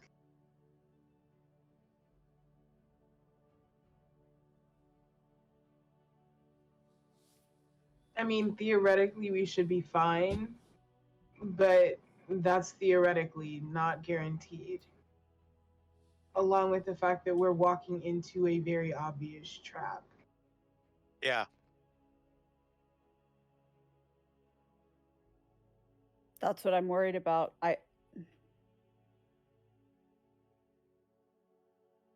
It's like, hey, trap here. Enter here for a trap. I don't know what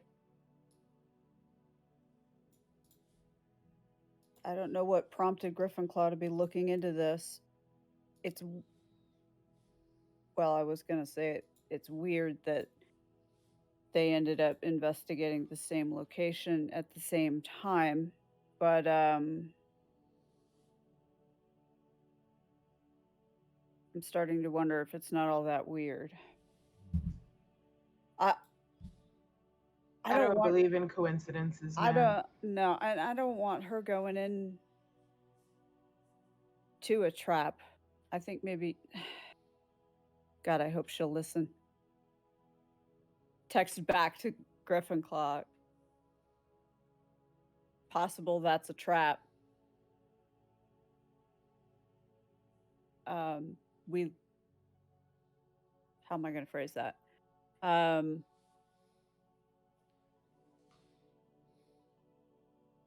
Kid I was looking for that went missing reportedly went into that building recently and didn't come out. Possible, or I've had a run in with technocracy fairly recently. Possible they're trying to lure me in.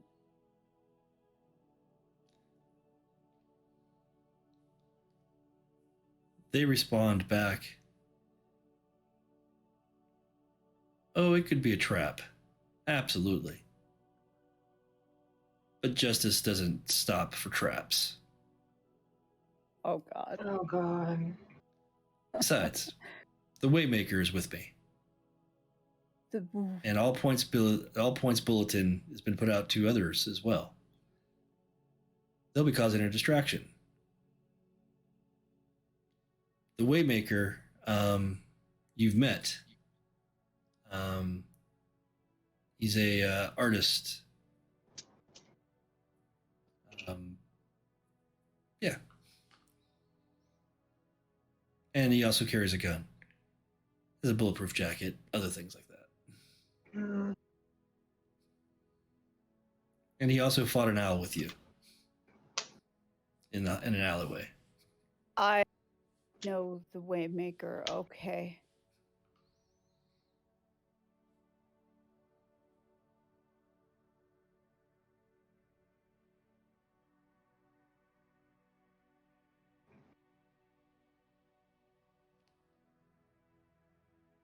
Came all the way out from Atlanta.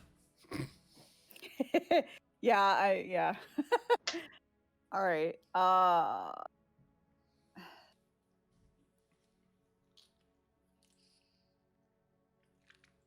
What if you guys stay here for the time being and I run back over to deal with this?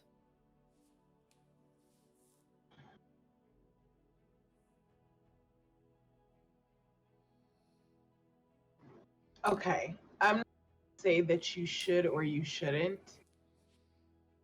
I will say to consider that your safety is important as well.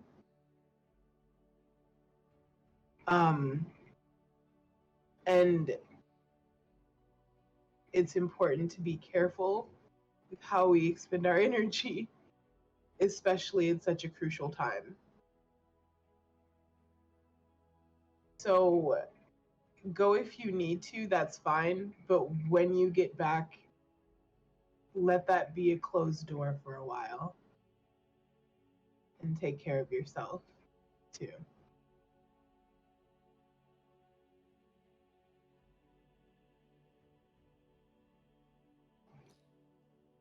Joseph looks at the three of you, looks at Inea. It's like, Inea, you don't have to do all of this alone.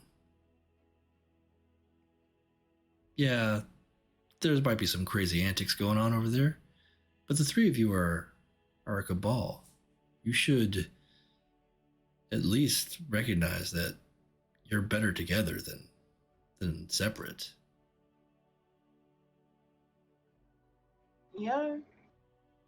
I mean, we went through hell together, man. I don't know how the hell we're still living, but we did it. So maybe let's just keep that train rolling, you know? That's why I was thinking of just going just me. But yes, you're right. And he echoes something that you learned from Morrow. The pack protects each other, but the pack also hunts together.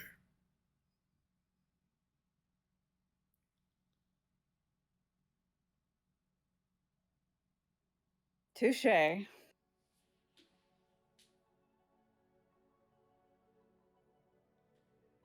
He looks over at Daniel, almost proud of himself. Like, I'm dork.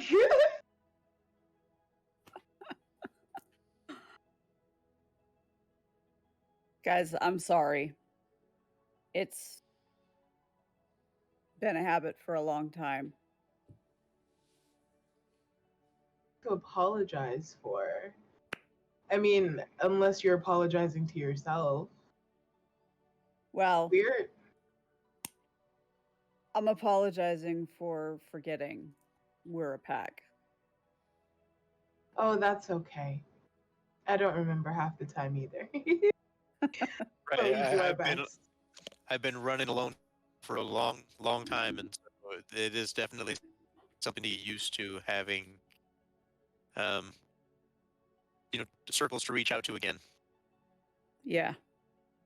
Relatively solitary. You don't get up to much in the library when you're hanging out with basically your mom all day.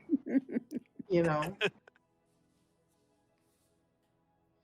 All I right. was raised in circles, but so it's nice to come back to that. Yeah, I guess it would be.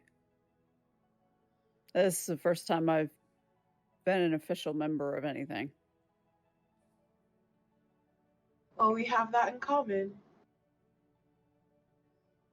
So, are we thinking that going back to Seattle's a bad idea and we should try and talk? Well, no, that's never going to happen. I hate for them. I think it's a bad idea, and we're gonna have to do it anyway.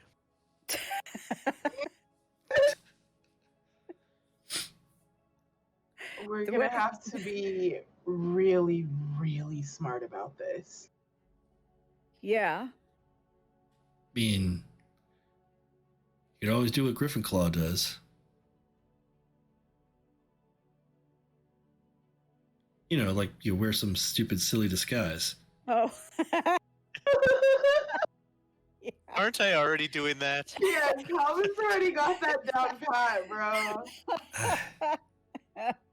Possibly. I could put on a Groucho nose if you like. Would it fit over your nose? No, probably not at this point. Oh my goodness.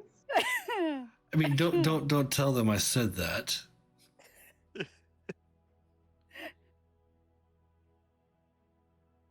But on the occasions I've met them, they're quite self-serious.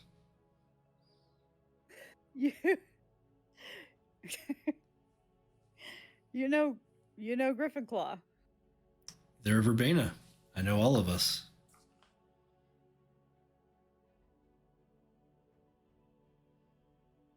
Okay. Now that might make more sense. What's killing me is that if we don't go, we maybe lose some leads on maybe more of this mess than we know, because every time we turn around, the technocracy is popping up, even during the mess with Sunny and Yeah.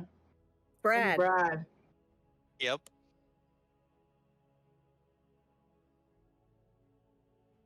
I don't like I it. don't want to be pointing out any grand conspiracies, but it seems like the technocracy is behind everything that's shitty.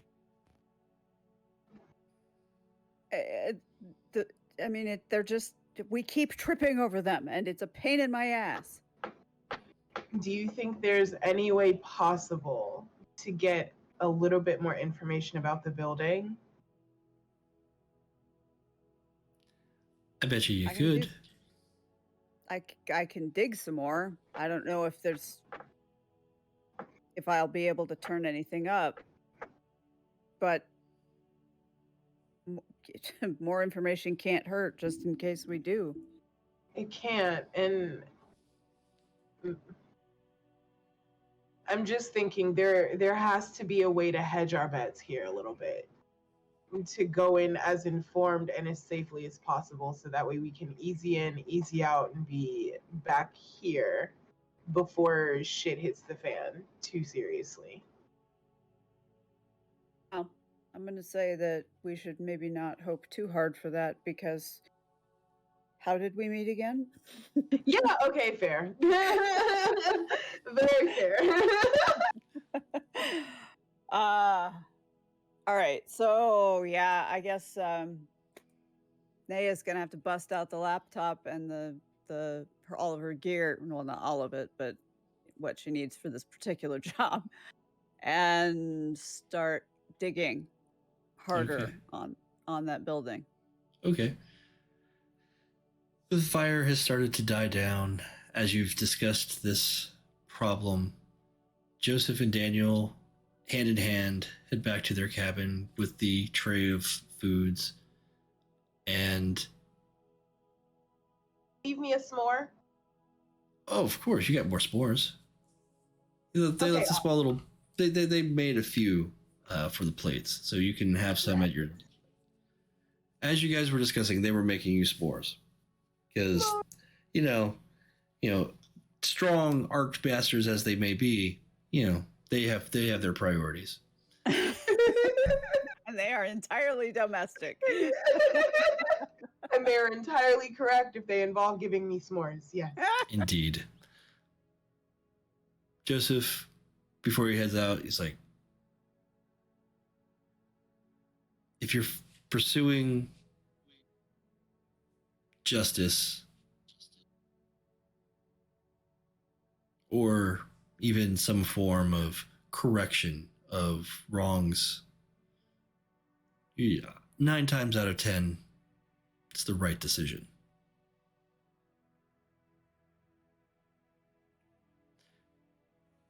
We'll see you tomorrow. They head out. You spend some time researching what you can. The building itself is unremarkable. It's for a building in Seattle, it seems underwhelming. The pictures of it are very stark. Actually, I'll show you here. Just a sec.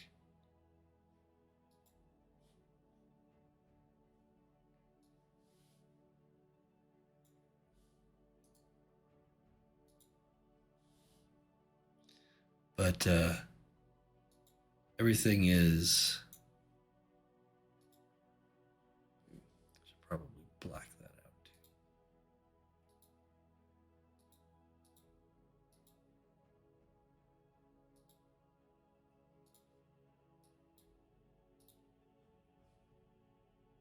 Come on. Well, 20, do what I tell you to. Do it. Do it right.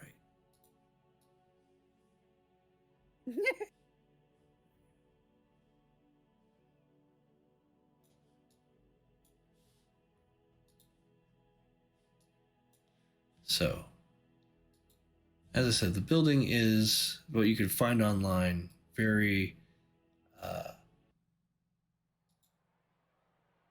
very egalitarian.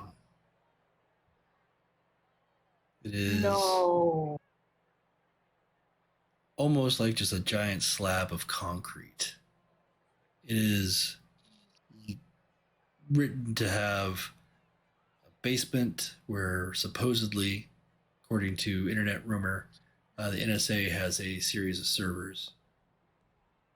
There are some businesses that seem to have offices here. Some of them, if I can find my notes for those.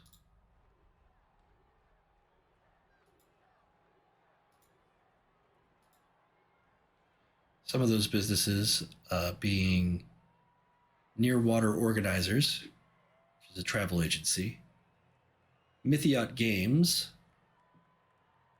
Providence Limited, clothing distributors, Exciting Ventures, which is an outdoor gear company, and Tyson United Reality, which is in Suite 112.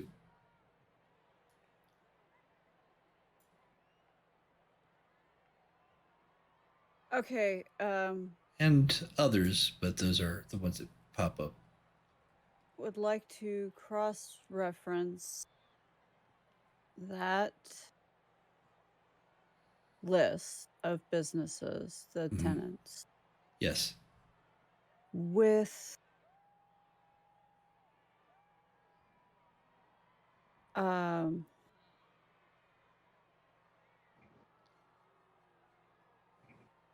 let's say the list of tenants for the building, cross-reference that with names of with the membership roster of the home guard.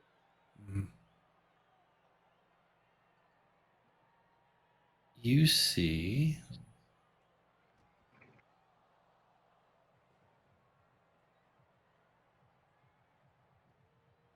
hold on.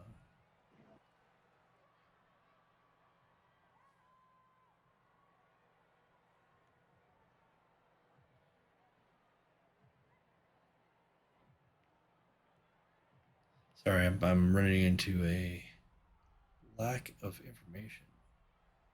I thought I had this.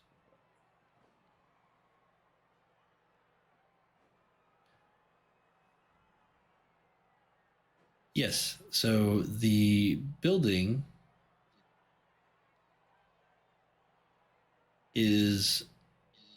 houses Tyson Unlimited. Tyson United Realty. They own several buildings in the area, including a few in Bellevue.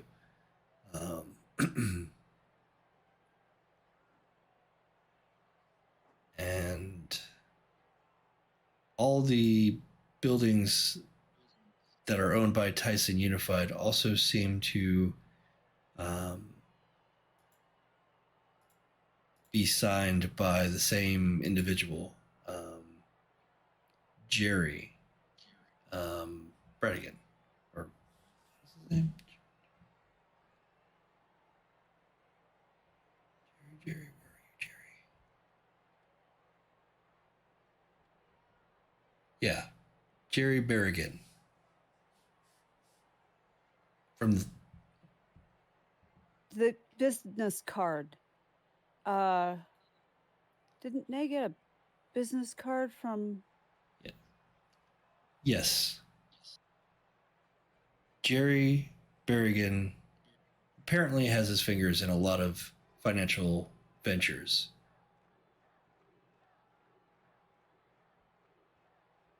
But he is the head CEO of Tyson United.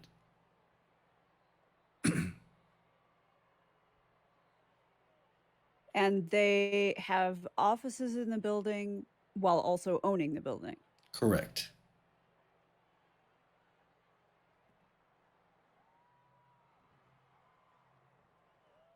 Okay, so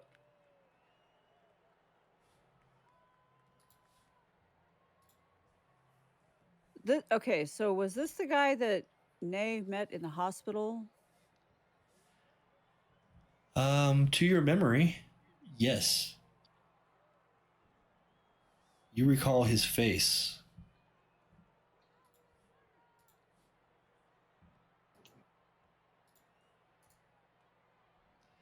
And it is this gentleman that you recall. The used car sales guy. So what can I do to put you in this Ultima today? Yeah. Okay. He is. Okay. He's a real estate guy. Uh-huh. And an investor. Except when he's recruiting for... What the hell was he recruiting for? He seemed to have an interest in Lucia's business. Yeah. Mostly wanted to help finance her. He seems to be a multi-level, not marketer, but multi-level investor. He's got a lot of different financial interests. Yeah, that was the dude at the hospital. Okay. Yep. Sniffing around Lucia. They didn't like him then either.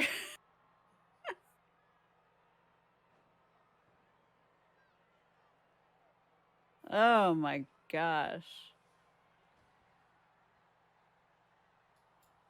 I'm trying to remember that encounter now. It's been a while. Okay.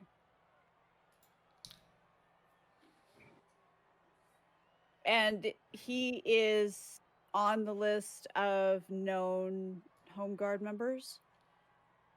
As far as Home Guard's concerned, he doesn't seem like he has any real connection, but there is some moneyed interests that you don't make any direct connections, but you can see that it wouldn't be too difficult for him to shuffle into. Okay, so go ahead and give me a intelligence and investigation check.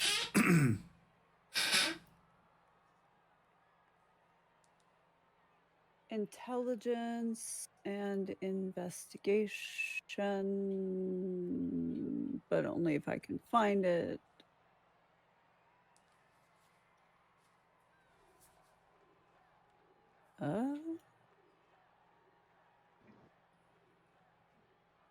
There it is. Jeez.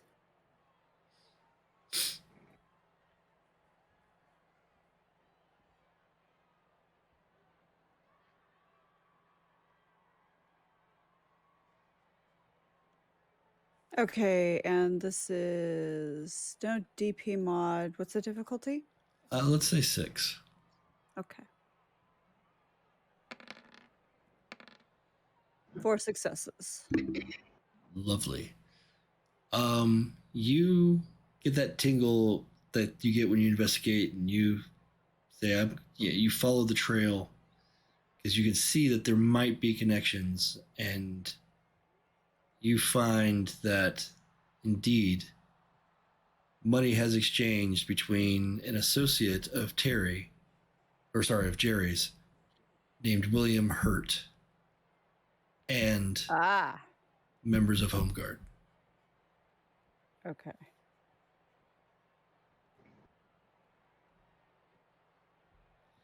And by the way, I picked that name before William Hurt, the actor, died.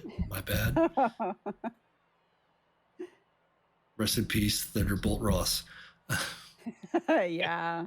I was so hoping that he was going to stick around and become the Red Hulk. Anyway. There were a lot of rumors about that. Okay, so...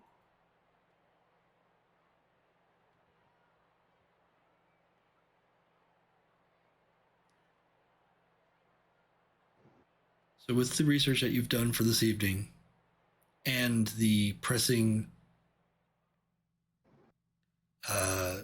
importance that Griffin Claw seems to have put upon this, as they have reached out, not just you, but other mages in the area for distractions and assistance, they seem to think that this may be a glorious battle.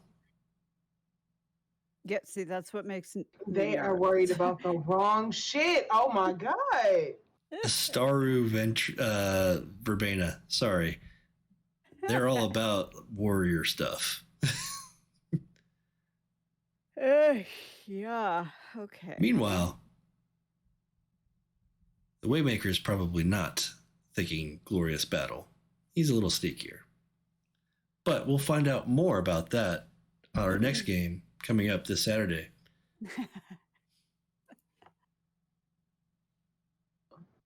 Yeah, the more. I get what this is now. Okay, Yeah. cool. Yeah. So. And we'll Yeah. end here for now, and we'll pick back up then. Oh, poopsicles. Okay. Hey, it's all good. It's all good. Not everything's going to be celestial horses and wolf hunts and I did a headstand psychedelic on a trips. mountain, bro. I did a headstand on a Yeah. mountain. I feel like the coolest person in the world. Thank you. True. That is pretty cool.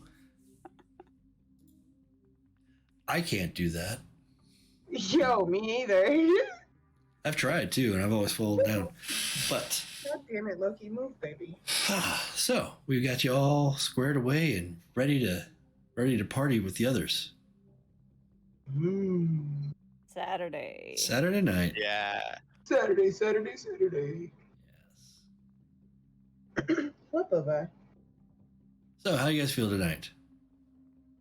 Oh, it's good. Okay. It's good. Yep, it's good. I had a sandwich with a spirit horse. Yes. And you all have made. Okay, that really sounds funny put like that. But yeah, we've moved towards a few cool things. I think with the next encounter that you guys have, that'll also add more experience to your overall total as well. You're all creeping up as on 20 or higher at this point. So getting close to being able to spend some of those points on the goals that we have talked about. And have had some experiences that lead that direction as well. So I think you're in good shape.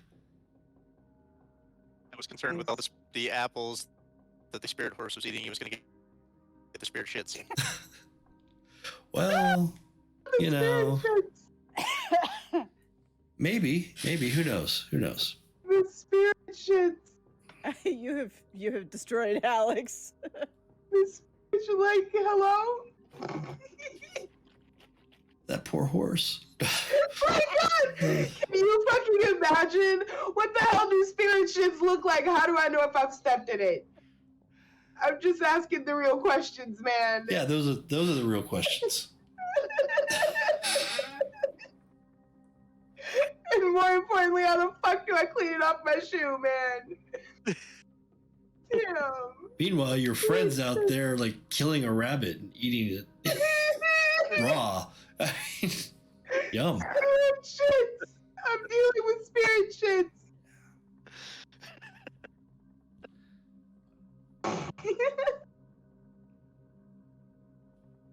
Anyway. God, this is way funnier than it should be. Anyway,